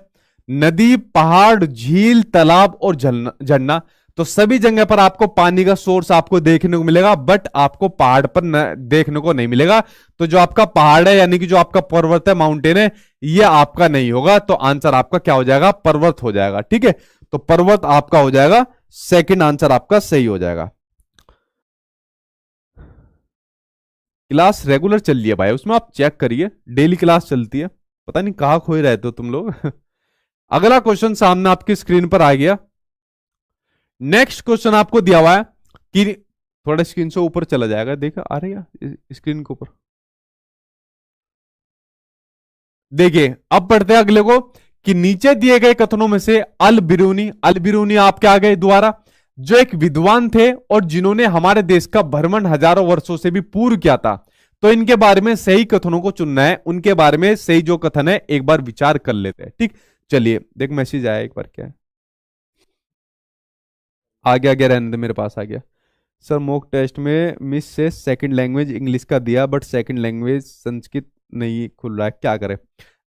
जैसा आपने संस्कृत इंग्लिश दिया, तो संस्कृत उसके नीचे ही दी हुई है, संस्कृत के अलग मॉक टेस्ट है, इंग्लिश के अलग मॉक टेस्ट दिए, सारे के सारे आपके एक ही जगह आपको दिए हुए। ठीक है, तो आप उसके अंदर अटेंड कर लीजिए। ठीक है, और बाकी व्हाट्सअप नंबर दिया हुआ है, उस पर आप लोग पूछ लिया करिए। तो संस्कृत के नीचे दिए हुए, संस्कृत के मॉक टेस्ट अलग दिए हुए, हिंदी वाले मॉक टेस्ट आपके, इंग्लिश वाले मॉक टेस्ट आपके अलग दिए हुए, दोनों लैंग्वेज के मॉक टेस्ट आपके अलग अलग है। ठीक, चलो भाई अल बिरूनी के ऊपर बात करते हैं अपने। वह एक यात्री थे जिन्होंने हमारे देश का भ्रमण किया और जो परीक्षण किया उसके बारे में लिखा। अल बिरूनी जब हमारे देश के अंदर आए तो हमारे देश से बहुत प्रभावित हुए। इन्होंने हमारे देश के अंदर दुनिया भर की जो चीजें देखी, खासकर पानी के जो कंजर्वेशन के बारे में चीजें देखी, कि जिस तरीके से हमारे देश के लोग पानी को स्टोर करते हैं, जैसे बारिश का जो पानी आता है उसको जो स्टोर करते हैं, स्टोर करने की जो टेक्निक्स होती है, उसको देखकर बहुत प्रभावित हुए कि यार देखो हिंद के लोग, यानी हिंद बोला जाता था कि देखो हिंद के जो लोग होते हैं वो किस तरीके से पानी को स्टोर करते हैं। तो उससे बहुत प्रभावित होकर गए अपने देश के अंदर, और अपने देश के अंदर वहां जाके चीजें बताई और कहा कि इसी तरीके से करो आप लोग भी। तो उसके ऊपर इन्होंने एक किताब लिखी, जिस किताब का नाम था आपका किताबुल हिंद। उस किताबुल हिंद के अंदर इन्होंने हमारे देश के बारे में उन चीजों का वर्णन करा, हमारे देश की विशेषताओं का वर्णन करा, खासकर ये पानी की चीजों के बारे में, जिस तरीके से पानी का हमने वो करा था, कंजर्वेशन किया था। ठीक, तो पहला ऑप्शन आपका सी हो जाएगा। वह अफगानिस्तान के यहां से आए थे, नहीं, वह उज्बेकिस्तान से आए थे। कहां से, वह उज्बेकिस्तान से आए थे, अफगानिस्तान से आपके नहीं आए थे। ये ऑप्शन आपका गलत हो जाएगा। उन्होंने उन चीजों के बारे में लिखा जो उन्हें अपने देश से भिन्न लगी थी, अलग लिखी थी। सही बात है, और किसमें लिखा था, आपकी किताबुल हिंद के अंदर। ये लिखा था आपका किताबुल हिंद के अंदर, उन्होंने इसके बारे में आपका लिखा था। अगला है, उनकी पुस्तक से हम अपने देश के भूतकाल और सांस्कृतिक विरासत के बारे में बहुत कुछ जानकारी प्राप्त कर सकते हैं। बिल्कुल सी बात है, इस किताब के बारे में सारी जानकारी हमारे देश के बारे में लिखी हुई है। उन्होंने विशेष रूप से हमारे देश के लाखों लोगों के तालाब बनाने में कुशलताओं का उल्लेख किया है, जो बात मैंने आपको अभी बताई। तो भाई अगर मैं ऑप्शन सेकंड को छोड़ दूं तो बाकी के आपके ए सी डी ई आपके सही हो जाएंगे, बाकी के सभी ऑप्शन आपके क्या हो जाएंगे, सही हो जाएंगे आपके। ठीक है सर, हिंदी में ऑप्शन गलत हो तो इंग्लिश में जाकर टिक कर सकते हैं, दिक्कत नहीं होगी ना। प्लीज रिप्लाई, अब कितने पेज खर्च करने, रिप्लाई अब कितने पैसे खर्च करूं रिप्लाई के लिए, सॉरी। ठीक है, अच्छा ये कह रहे हैं अगर हिंदी के, देखो ध्यान से सुनो, उनका भी क्वेश्चन वैलिड क्वेश्चन है। अगर आपके एग्जाम में क्वेश्चन आ जाए और अगर आपका हिंदी में ऑप्शन गलत है और इंग्लिश के अंदर आपने देख लिया वो आपका इंग्लिश के अंदर सही है, तो आपको सही माना जाएगा, वैलिड माना जाएगा। पिछली बार जब आपका पेपर हुआ था, पहली बार ऑनलाइन आपके बोर्ड ने कंडक्ट कराया था, तो बहुत ज्यादा आपके बोर्ड ने गलती करी थी, और इतनी गलती करी थी बच्चों ने, हमें भी बहुत पकड़ लिया था, मुझे बहुत पकड़ा था कि सर बताओ, आपकी तो पहचान भी है, थोड़ी बहुत जान पहचान है, कराओ कराओ, ठीक है। तो ये जो स्पेलिंग के अंदर दिक्कत करी थी और इस तरीके से ऑप्शन के अंदर दिक्कत करी थी, अगर आपके हिंदी में गलत है और वो चीज आपके इंग्लिश में सही दी हुई है, तो आप इंग्लिश के साथ जाना, वो आपका वैलिड माना जाएगा। बट पिछली बार मैं आपको सीबीएसई वालों की एक बात और बता दूं, जब इन्होंने दोनों के अंदर ही गलती करी थी और बच्चों ने उसके ऊपर अपना अप्रूव भी लगाया था, उसको चैलेंज भी करवाया था, बट सीबीएसई वालों ने उसके ऊपर कोई भी एक्शन नहीं लिया था और ना ही बच्चों को नंबर दिया था, और उसके ऊपर मैंने भी अपनी कंप्लेंट डलवाई थी, तो सीबीएसई वालों ने एक्शन नहीं लिया था। तो आप कोशिश करना, आप लोग इंग्लिश के ऑप्शन के साथ जाना, क्योंकि उसको वैलिड माना जाता है, लेकिन सारी पावर आपके किसके हाथ में, सीबीएसई वालों के हाथ में, वो करे या ना करे वो बात आपकी अलग है, बट आप इंग्लिश के साथ में जाना, ठीक है। चलिए बढ़ते हैं अब आपके नेक्स्ट की ओर। देखिए अगला आपको क्या कहता है, इसके ऊपर आप एक बार नजर डालते हैं। नेक्स्ट कहता है आपसे कि एक ईवीएस शिक्षिका एक चर्चा के दौरान बताती है कि राजस्थान के गांव के लोग स्थानीय रूप से उपलब्ध सामग्री से अपना घर बनाते हैं, जबकि मुंबई जैसे शहरों में लोग सीमेंट, ईंट, कांच और टाइल जैसी सामग्री खरीदकर अपना घर बनाते हैं। इस चर्चा के आकलन के लिए सीखने का प्रतिफल क्या है, यहां पर बात हो रही है, लर्निंग आउटकम्स की बात हो रही है, तो वो यहां पर आपका क्या है, ठीक है। तो पहला ऑप्शन आपको दिया हुआ है कि अवलोकन और रिकॉर्डिंग, दूसरा है विश्लेषण, तीसरा है प्रयोग, चौथा है तुलना करना और विश्लेषण। देखिए पहले तो समझिए कि आपका सीखने का प्रतिफल किसको कहते हैं, लर्निंग आउटकम्स किसको कहा जाता है। देखिए लर्निंग आउटकम्स कहा जाता है जो चीज हमने बच्चों को सिखाई और सीखने के बाद वो चीज बच्चा कितना सीखा है, उसी को कहा जाता है आपका लर्निंग आउटकम्स। हमने बच्चों को कोई चैप्टर सिखाया पानी के ऊपर, ठीक है, कोई चैप्टर था तो हमने वो चैप्टर बच्चों को सिखाया पानी के ऊपर, और ये चैप्टर हमने पूरा का पूरा बच्चों को पढ़ा दिया। उसके बाद में नीचे कुछ एक्सरसाइज लिखी हुई है पानी के बारे में, नीचे कुछ पर्यायवाची लिखे हुए पानी के बारे में, नीचे कुछ फिल इन द ब्लैंक्स लिखे हुए पानी के बारे में, और नीचे कुछ आपके ट्रू फॉल्स लिखे हुए पानी के बारे में। अगर बच्चा इन चीजों को सोल्व कर पा रहा है तो समझ लो हमने अपने लर्निंग आउटकम्स प्राप्त कर लिए, कि बच्चे ने उस ज्ञान को अपना ग्रहित एक्वायर कर लिया। अगर बच्चा इन चीजों को सोल्व नहीं कर पा रहा है तो समझो लर्निंग आउटकम्स हमने प्राप्त नहीं करे, यानी बच्चे ने वो चीजों को सीखा नहीं है, ठीक है। तो यहां पर अगर बच्चा, टीचर क्या काम कर रही है, अगर वो कंपैरिजन करना सिखा रही है कि भाई राजस्थान के जो गांव लोग हैं वो अपना इस तरीके से घर बनाते हैं, मुंबई के जो लोग हैं वो अपना इस प्रकार से घर बनाते हैं, तो यहां पर जो सीखने के प्रतिफल होंगे वो किस प्रकार से होंगे वो आपको बताना है। तो चलिए नजर डालते हैं। अवलोकन और रिकॉर्डिंग, देखिए ऑब्जर्वेशन तो आपका एक तरीके से मान सकते हैं कि यहां पर दोनों के बीच में ऑब्जर्व करेगा बच्चा कि अपने घर को इस तरीके से बनाते हैं, ठीक है, इनसे, और मुंबई वाले घर जो अपने घर बनाते हैं वो पक्कों से बनाते हैं। बट रिकॉर्डिंग का कुछ मतलब नहीं समझ में आ रहा। विश्लेषण आपका आ जाएगा, बच्चा यहां पर दोनों के बीच में विश्लेषण करेगा, एनालिसिस करेगा, अच्छा ये पक्के चीजों से बनाते हैं और ये कच्चे से अपने घर को बनाता है, तो विश्लेषण तो भाई आपका बिल्कुल सही हो जाएगा। प्रयोग, एक्सपेरिमेंट की बात यहां पर फिर नहीं हो रही, क्योंकि प्रयोग यहां पर किसी भी प्रकार का आपका नहीं है। अगला है तुलना करना और विश्लेषण करना, ये दूसरे ऑप्शन के मुकाबले चौथा ऑप्शन आपका सबसे ज्यादा एप्रोप्रिएट हो जाएगा। यहां पर बच्चा राजस्थान और मुंबई दोनों के घरों के बीच में तुलना करेगा, और तुलना करने के बाद फिर दोनों के बीच में एनालिसिस करेगा कि पक्के घर किस प्रकार बनते हैं, कच्चे घर किस प्रकार बनते हैं, किस प्रकार का मटेरियल यूज होता है। तो दूसरे ऑप्शन के मुकाबले मैं जाऊंगा चौथे ऑप्शन के साथ में, क्योंकि चौथा ऑप्शन दूसरों के मुकाबले में ज्यादा एप्रोप्रिएट है आपका, ठीक है। तो चौथा ऑप्शन यहां पर आपका सही हो जाएगा। बढ़ते अब आपके अगले क्वेश्चन की ओर। अगला आपको दिया हुआ है कि तरुण भारत संघ एक ऐसी संस्था है जो जल के संरक्षण के लिए कार्य करती है। इस संस्था के प्रधान निम्न में से एक है, तो सही विकल्प का आपका चुनाव करना है। तरुण भारत संघ एक आपका एनजीओ है, कई साल हो गए इस एनजीओ को बने हुए, और ये जो पानी होता है तो पानी के संबंध में ही आपकी एनजीओ बनी हुई है, पानी के संरक्षण के लिए बनी हुई है, डैम वगैरह बांध वगैरह के लिए आपके बहुत सारे काम कर रही है, ठीक है। तो आपकी ये बताना है कि जो तरुण भारत संघ के जो आपके डायरेक्टर है या जो इसके मेन हेड है वो आपके कौन है। मेघा पाटकर नहीं, सुंदरलाल बहुगुणा ये आपके नहीं है, सुंदरलाल बहुगुणा ये है आपके राजेंद्र प्रसाद। कौन है आपके, राजेंद्र प्रसाद आपके। अच्छा कमेंट बॉक्स में बताओ सुंदरलाल बहुगुणा कौन है, ये कमेंट बॉक्स में आप लोग मुझे बताइए कि सुंदरलाल बहुगुणा कौन है, इनके बारे में कमेंट बॉक्स के अंदर आप लोग मुझे बताइए, ठीक। चलिए बढ़ते हैं अब आपके अगले क्वेश्चन की ओर, सुंदरलाल बहुगुणा के बारे में, तब तक आप लोग मुझे कमेंट बॉक्स में बता सकते हो। अगला क्वेश्चन सामने आपकी स्क्रीन पर आ गया, उसके ऊपर एक बार नजर डाल लेते हैं। ये रहा आपका नेक्स्ट क्वेश्चन। आर्यनाथ एक सपेरा है, यह आपका पूरा एक चैप्टर दिया हुआ है आर्यनाथ एक सपेरा के नाम से। जब वह अपना वाद्य यंत्र यानी कि बीन बजाता है तो सांप उसकी ध्वनि पर अपना सिर इधर उधर घुमाता है। तो सांप के बीन पर अनुक्रिया करने का क्या कारण है? देखिए, जो बीन बजाई जाती है तो बीन बजाने के बाद सांप क्या काम करता है? एक्शन करता है, रिस्पॉन्स करता है।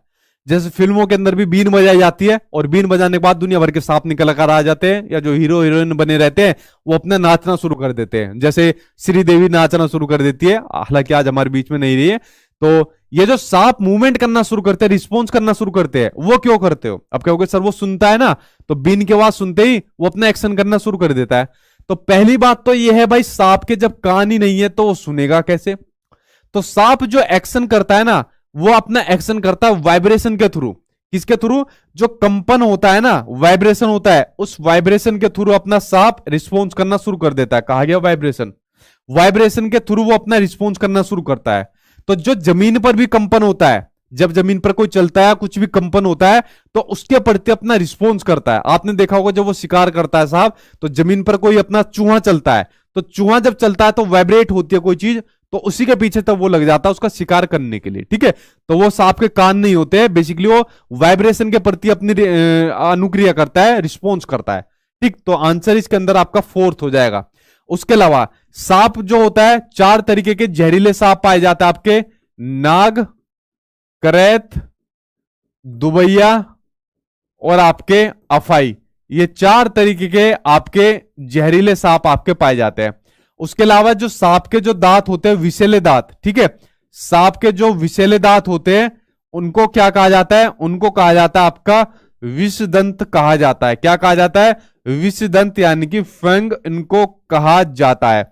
जो कितने होते हैं? ये होते हैं आपके 2 प्रकार, 2 होते हैं। ठीक है, इन्हीं 2 दांतों से जो विषदंत होते हैं वो किसी को काटता है और काटने के बाद अपने जहर को उस शरीर, उस आदमी के अंदर या उस जानवर के अंदर अपना इंजेक्ट करता है।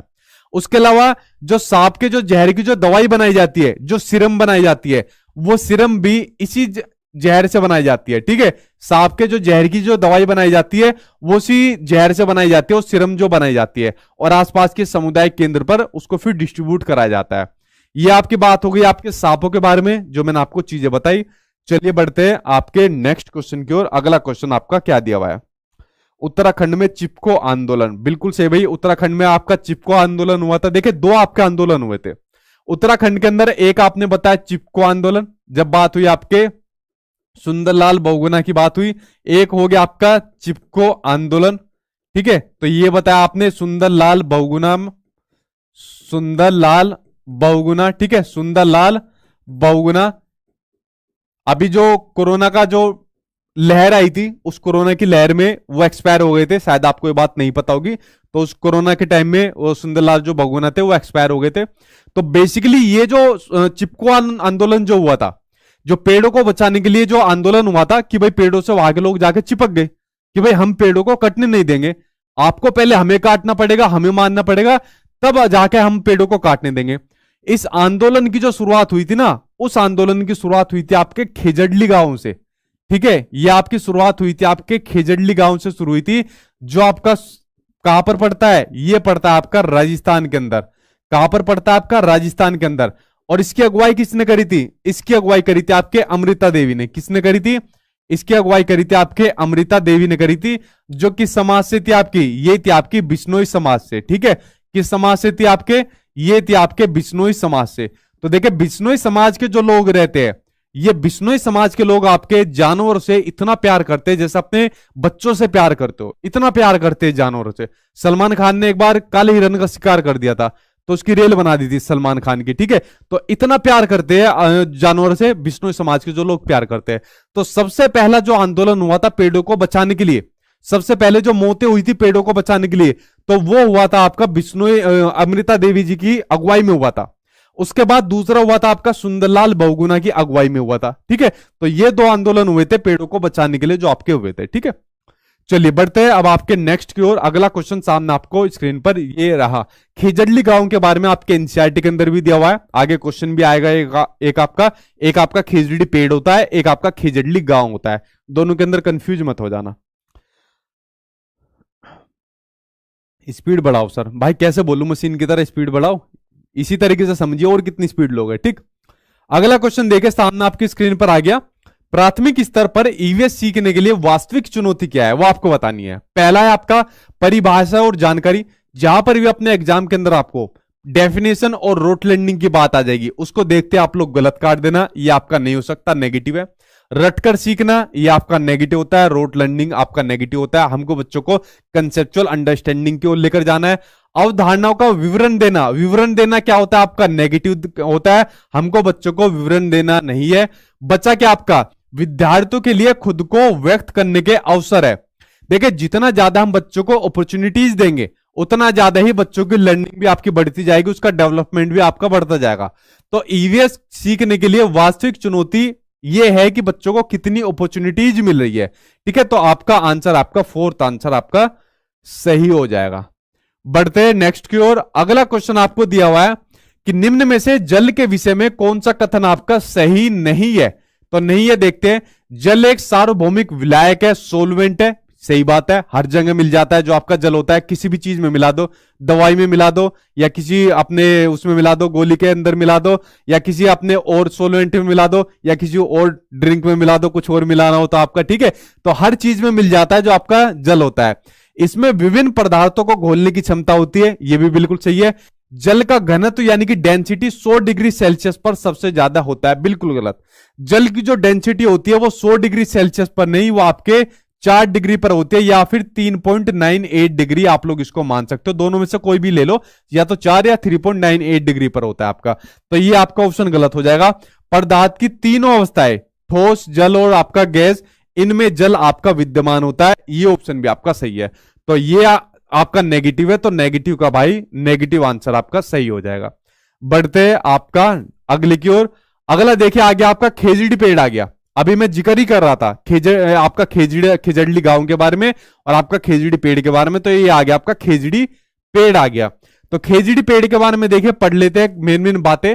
तो यह जो आपका पेड़ है, खेजड़ी पेड़ है, यह मुख्यतः रेगिस्तानी क्षेत्रों में पाया जाता है, सही बात है, और ज्यादातर आपका राजस्थान की तरफ आपको देखने को मिलता है। इसे उगने के लिए अधिक जल की आवश्यकता नहीं होती है, तभी आपका रेगिस्तानी क्षेत्रों में पाया जाता है, यही भी बात सही है।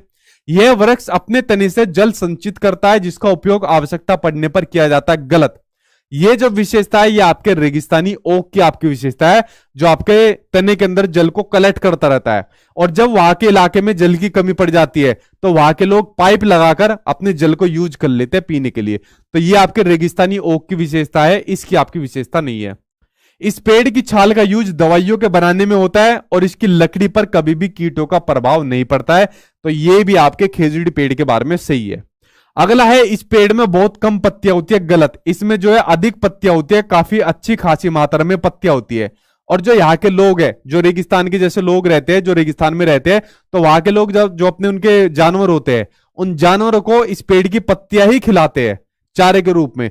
तो ये ऑप्शन आपका गलत हो जाएगा।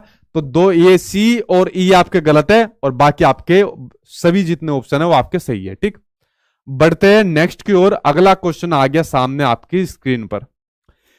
बच्चों के लिए ईवीएस कक्षा में अधिकतम क्या क्या होना चाहिए, कि ईवीएस की क्लासरूम में क्या क्या होना चाहिए वो आपको बताना है। पहला आपको दिया है कि वाद विवाद का प्रावधान होना चाहिए, डिबेट्स होनी चाहिए। ईवीएस की क्या कोई भी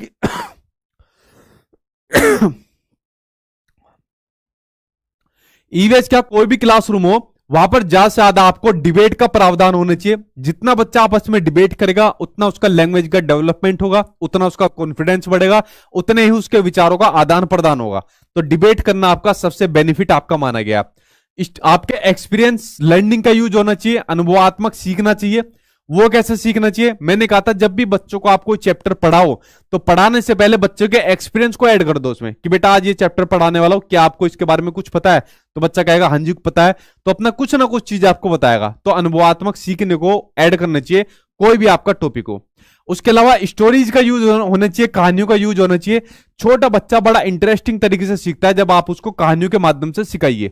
इसलिए जो आपकी एनसीईआरटी की किताब है उसमें इन कहानियों को ऐड किया हुआ है। जो आपकी सुनीता विलियम्स होगी, कल्पना चावला होगी, बछिंद्री पाल होगी, आपकी कन्नम मल्लेश्वरी होगी, इन कहानियों को इसलिए उसके अंदर आपका ऐड किया हुआ है। ठीक, उसके अलावा तथ्य और सूचनाओं को कभी भी किसी भी क्लासरूम के अंदर आपका इफेक्टिव नहीं माना जाएगा। एनसीएफ 2005 ने कहा हुआ है कि सूचनाओं को ज्ञान मानने से बचा जाए।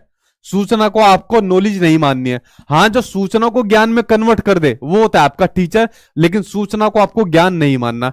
तो ये ऑप्शन आपका गलत हो जाएगा, ए बी सी आपके सही हो जाएंगे। ठीक, बढ़ते हैं अगले की ओर। अगला आपको क्या दिया हुआ है इसके ऊपर एक बार नजर डाल लेते हैं।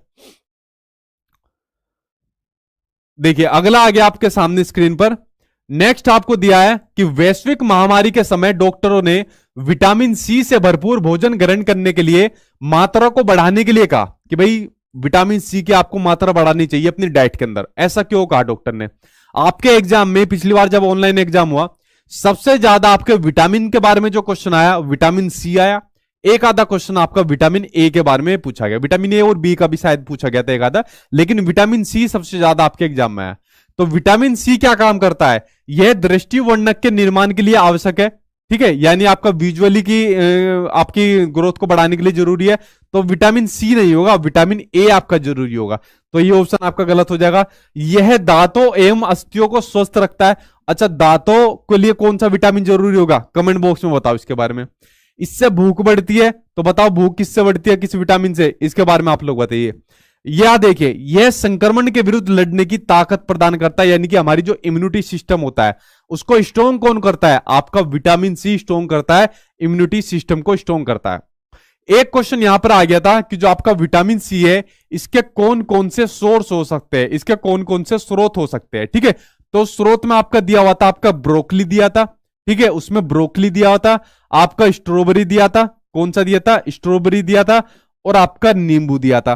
तो आपके विटामिन सी के अंदर आपके एग्जाम के अंदर ये तीन आपके सोर्स दिए थे, तो इनके ऊपर भी आप लोग नजर डाल लेना, आपके एग्जाम में आए हुए। ठीक, चलिए बढ़ते हैं नेक्स्ट की ओर। हाँ, ये ऑनलाइन एग्जाम के क्वेश्चन आपके जो पिछली बार पूछे गए थे, और देखना इस बार भी इनको बार बार घुमा के पूछेगा। एनसीईआरटी का कहां से लाएंगे वो? पिछली बार एग्जाम के अंदर एग्जामिनर पागल हो गया।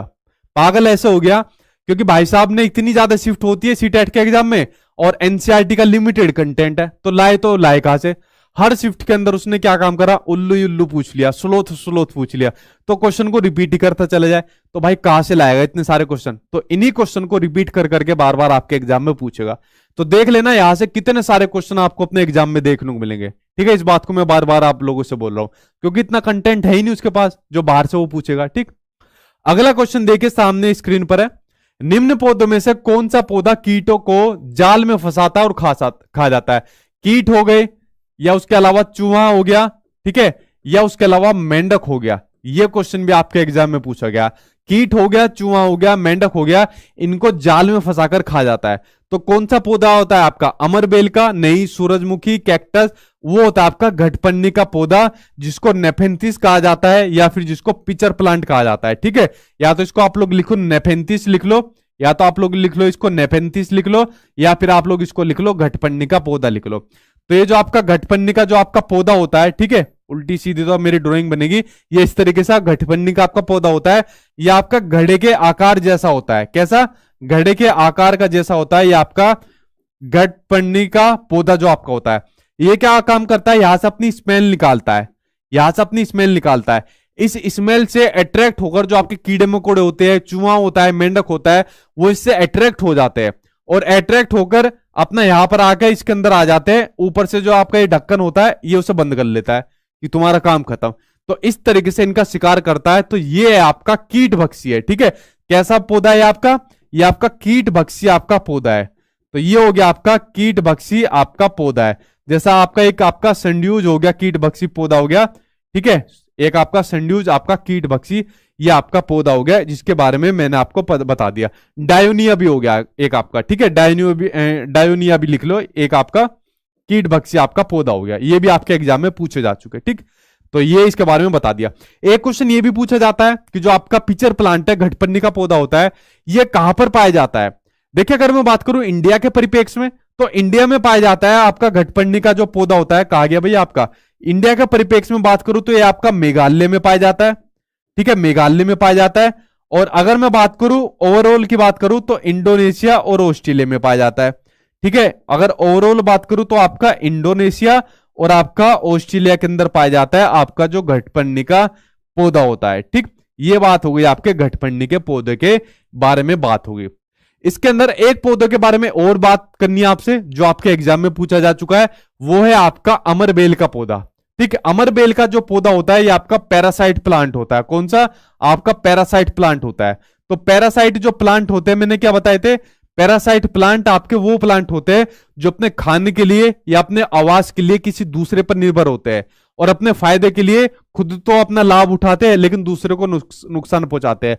आप देखोगे जो आपका अमरबेल का पौधा होता है, जैसे बरगद के ऊपर देखोगे तो इस तरीके से टूटा होता है, लदा होता है उसके ऊपर, तो ये आपका पैरासाइट प्लांट होता है, आपका अमरबेल का जो पौधा होता है। ठीक है, बट इसका आंसर आपका घटपर्णी का पौधा रहेगा। ठीक, चलिए बढ़ते हैं अब आपके नेक्स्ट की ओर। अगला क्वेश्चन सामने आपकी स्क्रीन पर ये रहा आपके सामने, इसके ऊपर डालते हैं भाई एक बार नजर। हाँ, वेरी गुड, सभी के सामने आप लोग चल रहे हो। सचिन सर आप भगवान हो। और भाई भाई ऐसे कमेंट मत मारो प्लीज मुझे बिल्कुल पसंद नहीं है, ऐसे प्लीज मत मानना।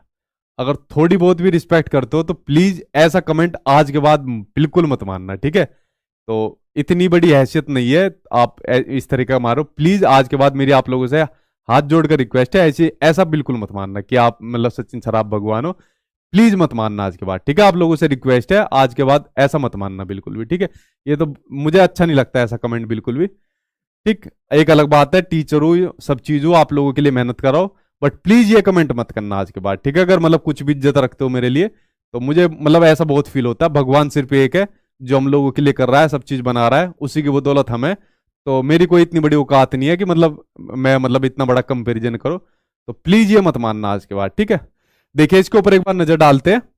जो क्वेश्चन आपके सामने स्क्रीन पर दिया हुआ है कि प्राथमिक कक्षाओं का पर्यावरण अध्ययन वह विषय क्षेत्र है जिसमें एकीकरण है। बताओ भाई, जो इंटीग्रेटेड है, मैंने आपको क्या बताया हुआ है कि जो आपका पर्यावरण अध्ययन है यानी जो आपका ईवीएस है उसकी प्रकृति कैसी होती है, उसका नेचर कैसा होता है, उसका नेचर होता है आपका इंटीग्रेटेड यानी कि एकीकृत प्रकृति होती है। अब देखो ईवीएस आपको कौन सी क्लास में पढ़ाया जाता है, ईवीएस आपका 3rd, 4th और 5th क्लास में पढ़ाया जाता है। बाकी ईवीएस नहीं, बाकी 3rd, 4th क्लास में आपको ना साइंस पढ़ाई जाती, ना ही पॉलिटी पढ़ाई जाती और ना ही आपको सोशल साइंस पढ़ाया जाता या कुछ और सब्जेक्ट पढ़ाया जाता उसका रीजन क्या होता है, क्योंकि 3rd, 4th, 5th क्लास का बच्चा साइंस, पॉलिटी वगैरह दुनिया भर की जो चीजें होती है उनको एक साथ पढ़ता है। उसको ये नहीं पता कि ये चीज साइंस में पढ़ी जाती है, ये चीज ईवीएस में पढ़ी जाती है, ये चीज आपकी पॉलिटी वगैरह में पढ़ी जाती है। इसलिए सभी चीजों को एक साथ करके पढ़ाया जाता है, इंटीग्रेटेड करके पढ़ाया जाता है। तो ईवीएस की प्रकृति कैसी बताई जाती है, इंटीग्रेटेड बताई जाती है, एकीकृत बताई जाती है। ठीक है, तो ये बात आप लोग समझ गए। अब इसमें ऑप्शन आपको दिए है कि विज्ञान और पर्यावरण शिक्षा के संप्रत्य एवं मुद्दे नहीं, भाई सभी ऐड होते हैं इसके अंदर। जब बात इंटीग्रेटेड की आ जाएगी तो इसके अंदर आपके सभी पॉइंट आपके ऐड हो जाएंगे। ठीक, अगला है आपके कि सामाजिक विज्ञान के संप्रत्य एवं मुद्दे नहीं, विज्ञान और सामाजिक विज्ञान के नहीं, ये भी नहीं होगा। विज्ञान, सामाजिक विज्ञान और पर्यावरणीय शिक्षा के संप्रत्य एवं मुद्दों को देखो, इसके अंदर सभी चीज आ गई, आपका साइंस आ गया, सोशल साइंस आ गया, ईवीएस आ गया, इन सभी के मुद्दों को एक साथ करके पढ़ाया जाता है, इंटीग्रेट करके पढ़ाया जाता है। तो आपकी ईवीएस की प्रकृति कैसी होगी, आपकी एकीकृत होगी यानी कि आपकी इंटीग्रेट होगी। तो आंसर आपका 4th आंसर यहां पर आपका सही हो जाएगा। ठीक है, चलिए अगले की ओर देखते हैं, अगला आपको क्या दिया हुआ है।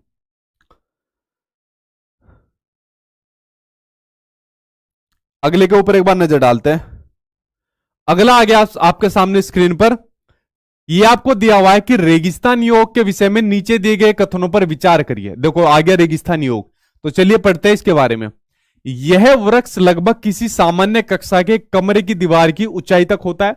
लगभग ऑफलाइन एग्जाम में आई थिंक 2018 या कौन सा साल था मुझे ध्यान नहीं है, इतनी भी डीप नॉलेज नहीं है मेरी, उसमें क्लास की जगह 4 मीटर की आपकी ऊंचाई दी थी। तो आप लोग कह सकते हो 4 मीटर या किसी जो आपकी क्लासरूम होती है उसके कमरे की जो दीवार होती है उस तक आपकी इसकी हाइट होती है, ऊंचाई तक आपका बढ़ता है जो आपका रेगिस्तानी आपका ओक होता है। तो पहला ऑप्शन आपका सही है। यह वृक्ष अबू धाबी में पाया जाता है, गलत। यह जो आपका पेड़ होता है अबू धाबी में नहीं, यह आपका ऑस्ट्रेलिया के अंदर पाया जाता है। कहां पर? यह आपका ऑस्ट्रेलिया के अंदर आपका पाया जाता है। उसके अलावा इस पेड़ के तने में जल एकत्र यानी कलेक्ट होता रहता है, और स्थानीय लोगों को जब आवश्यकता होती है तो पाइप से जल निकालकर पीते हैं। जो बात आपके खेजड़ी पेड़ के अंदर आपका दिया हुआ था, यह आपके रेगिस्तानी ओक के बारे में है। तो इसके तने में पानी इकट्ठा होता रहता है, और जब वहां उस इलाके में पानी की कमी होगी तो वहां के लोग अपना पाइप डालेंगे और पाइप डाल के पानी को पीना अपना स्टार्ट कर देते हैं। ठीक, तो ये भी आपका सही हो गया। इस पेड़ की जड़ें वृक्ष की ऊंचाई की लगभग 30 गुना गहराई तक जमीन के नीचे भीतर तक जाती है, जब तक कि वह जल तक ना पहुंच जाए, जो नीचे जमीन के अंदर आपका जल रहता है। यह पॉइंट आपका सही हो गया। इस पेड़ की बहुत सी शाखाएं होती है जिन पर घने पत्ते लगे होते हैं, ये पॉइंट आपका सही नहीं रहता है, ज्यादा घने पत्ते लगे नहीं रहते। तो भाई 2 ऑप्शन आपके गलत है, बी और आपका ई, और बाकी सभी आपके सही है। ठीक, चलिए अब देखते हैं। अब आपका नेक्स्ट क्वेश्चन आपका यहां पर मिलान आपको करना है, तो चलो भाई करते हैं मिलान। यहां पर कुछ आपके यहां पर पॉइंट दिए हुए, कॉलम 1 और कॉलम 2, इनका एक एक करके आपको मिलान करता है। तो चलिए करते हैं मिलान। ठीक,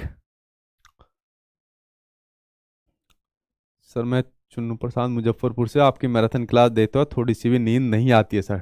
वेरी गुड भाई, नींद मत लो, एक बार एग्जाम पास करो फिर आप लोग सोना।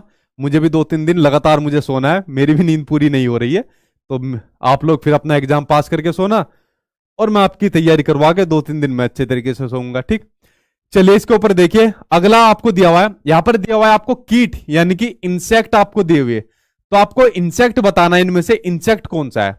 कछुआ इंसेक्ट नहीं है, कोकरेच आपका इंसेक्ट है, जिसको तिलचट्टा भी कहते हैं। क्या बोलते हैं इसको? तिलचट्टा, जिसको तिलचट्टा कहा जाता है, कोकरेच आपका तिलचट्टा। ठीक है, तो इंसेक्ट के अंदर आपका कोकरेच हो जाएगा। अगला दिया है आपका पक्षी, पक्षी बताओ कौन सा है। कछुआ, कोकरेच, चमगादड़, उल्लू आपका पक्षी है। कौन है आपका? उल्लू आपका पक्षी है। अगला है सरीसृप यानी कि जो आपका रेप्टाइल होता है, सरक कर चलने वाले जो आपके जानवर होते हैं। रेप्टाइल कौन सा आपका? रेप्टाइल के अंदर हो जाएगा आपका कछुआ। ठीक है, कछुआ हो जाएगा, कछुआ हो गया, सांप हो गया, आपका मगरमच्छ हो गया, ये सभी आपके रेप्टाइल हो जाएंगे। आगे आपके स्तनधारी यानी कि ममल्स, ठीक है, ये आपके स्तनधारी हो जाएंगे, जो आपके दूध देते हैं। ये हो जाएंगे आपके चमगादड़। इसके अलावा हो जाएंगे आपके ह्यूमंस, या आप हो जाएंगे आपके बकरी, भैंस, गाय, ये सभी आपके स्तनधारी आपके हो जाएंगे। तो इस तरीके से आपके मैच द फॉलोइंग यहां पर आपके बन गए। ठीक, बढ़ते हैं अगले की ओर। अगला देखिए क्या आपको दिया हुआ है।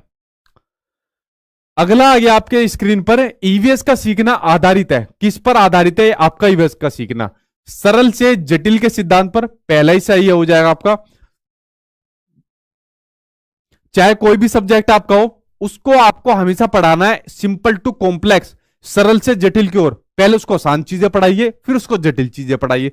तो पहला ही ऑप्शन आपका सही हो जाएगा, जटिल से सरल कभी नहीं उसको पढ़ाना। दूसरा पॉइंट इसमें दिया है, वैश्विक से स्थानीय नहीं, स्थानीय से वैश्विक की ओर ले जाना है, मतलब लोकल टू ग्लोबल की ओर ले जाना है। पहले हमको बच्चों को वो चीजें पढ़ानी है जो उसके आसपास के एनवायरमेंट के अंदर हो। मान लीजिए हम बच्चों को जानवरों के बारे में पढ़ा रहे हैं, पहले उन जानवरों के बारे में पढ़ाओ जो उसके आसपास के एनवायरमेंट के अंदर मिलते हो। वो कुत्ता पढ़ाओ, उसको बिल्ली के बारे में पढ़ाओ, गाय भैंस बकरी के बारे में पढ़ाइए। तो उसको स्थानीय से वैश्विक की ओर लेकर जाना है, ना कि वैश्विक से स्थानीय की ओर लेकर जाना है। अगला है अमूर्त से मूर्त नहीं, मूर्त से मूर्त की ओर लेकर जाना है। मतलब सबसे पहले बच्चों को वो चीजें कराइए जिनको बच्चा देख पाए, पकड़ पाए, छू पाए, यानी कॉन्क्रीट चीजें कराइए सबसे पहले, और उसके बाद फिर उसको एब्स्ट्रैक्ट चीजों की ओर आपको लेकर जाना है। तो इसमें 3 ऑप्शन आपके नेगेटिव थे, तो आंसर आपका फर्स्ट सही हो जाएगा। बढ़ते अगले की ओर। देखिए अगला आपको क्या दिया हुआ है। अगला आ गया आपके सामने स्क्रीन पर। इसका आंसर देखते क्या आपको दिया हुआ है। एक सेकंड रुको, चलो सही हो गए। अगले के ऊपर नजर डालते हैं। उस खेत की मृदा के विषय में, यानी उस खेत की जो मिट्टी होती है उसके विषय में विचार करें जिसमें कोई किसान रासायनिक उर्वरकों और पीड़कनाशियों का अधिकाधिक उपयोग करके अपने खेतों में बार बार धान की फसल उगा रहा है। आपके विचार से उसके इस व्यवहार से उसके खेतों की मृदा कैसी हो जाएगी? भाई यहां पर किसान क्या काम कर रहा है? बार बार रासायनिक उर्वरकों को और पीड़कनाशकों का यूज कर रहा है, बार बार अपनी खेती के अंदर ही।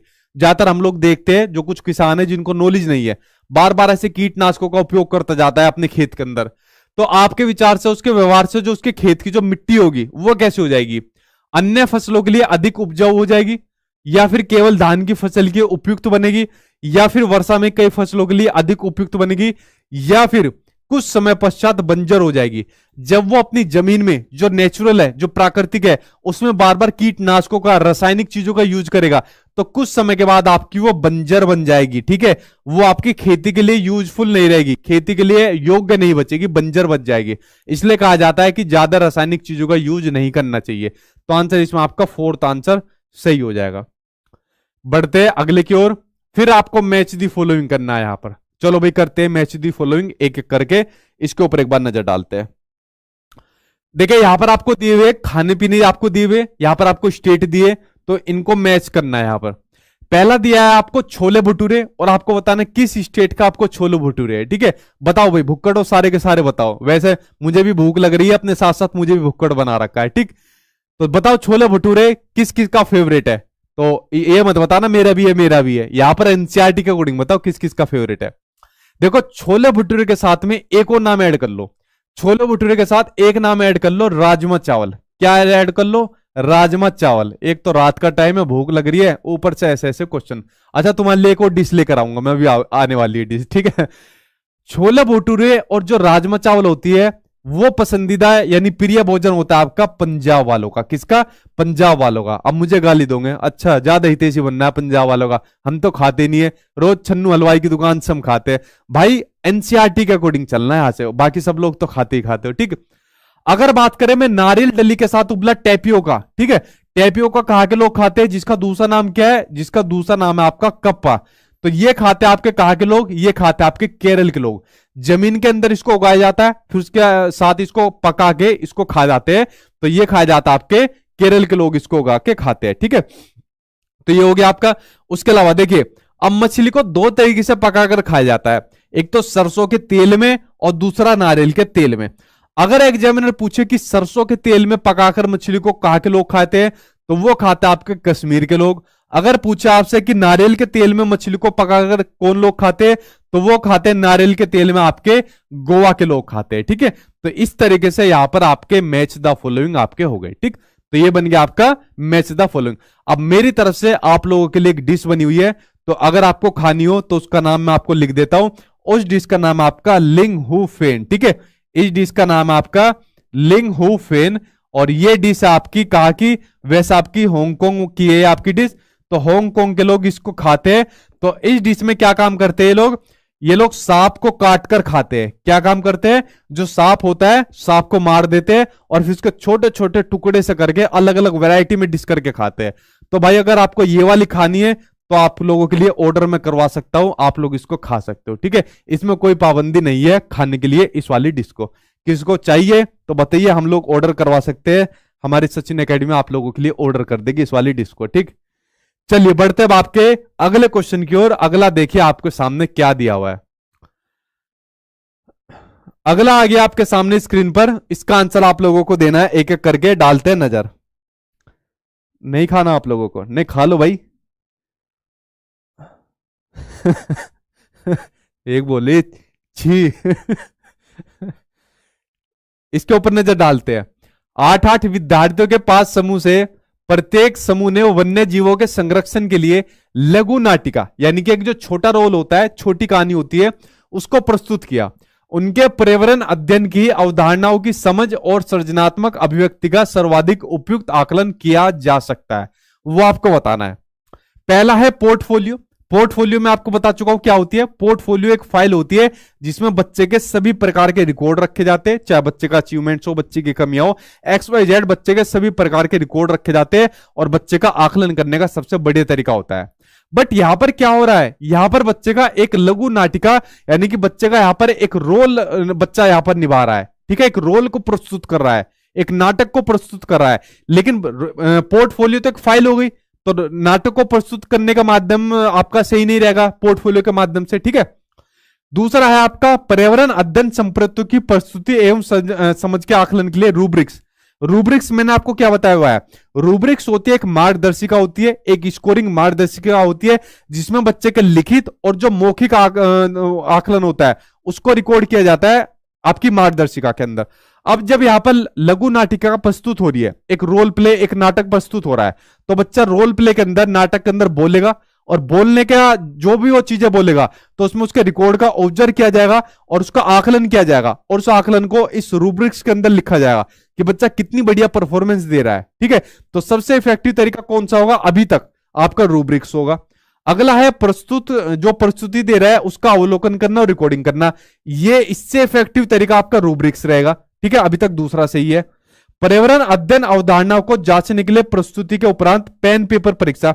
पेन पेपर परीक्षा कभी आपका सही नहीं होने की, ये आपका नेगेटिव होता है। तो दूसरा ऑप्शन आपका यहां पर सबसे सही बैठा जाएगा। आपका जो रूब्रिक्स होती है, मार्गदर्शी, आपकी जो मार्गदर्शिका होती है। ठीक है।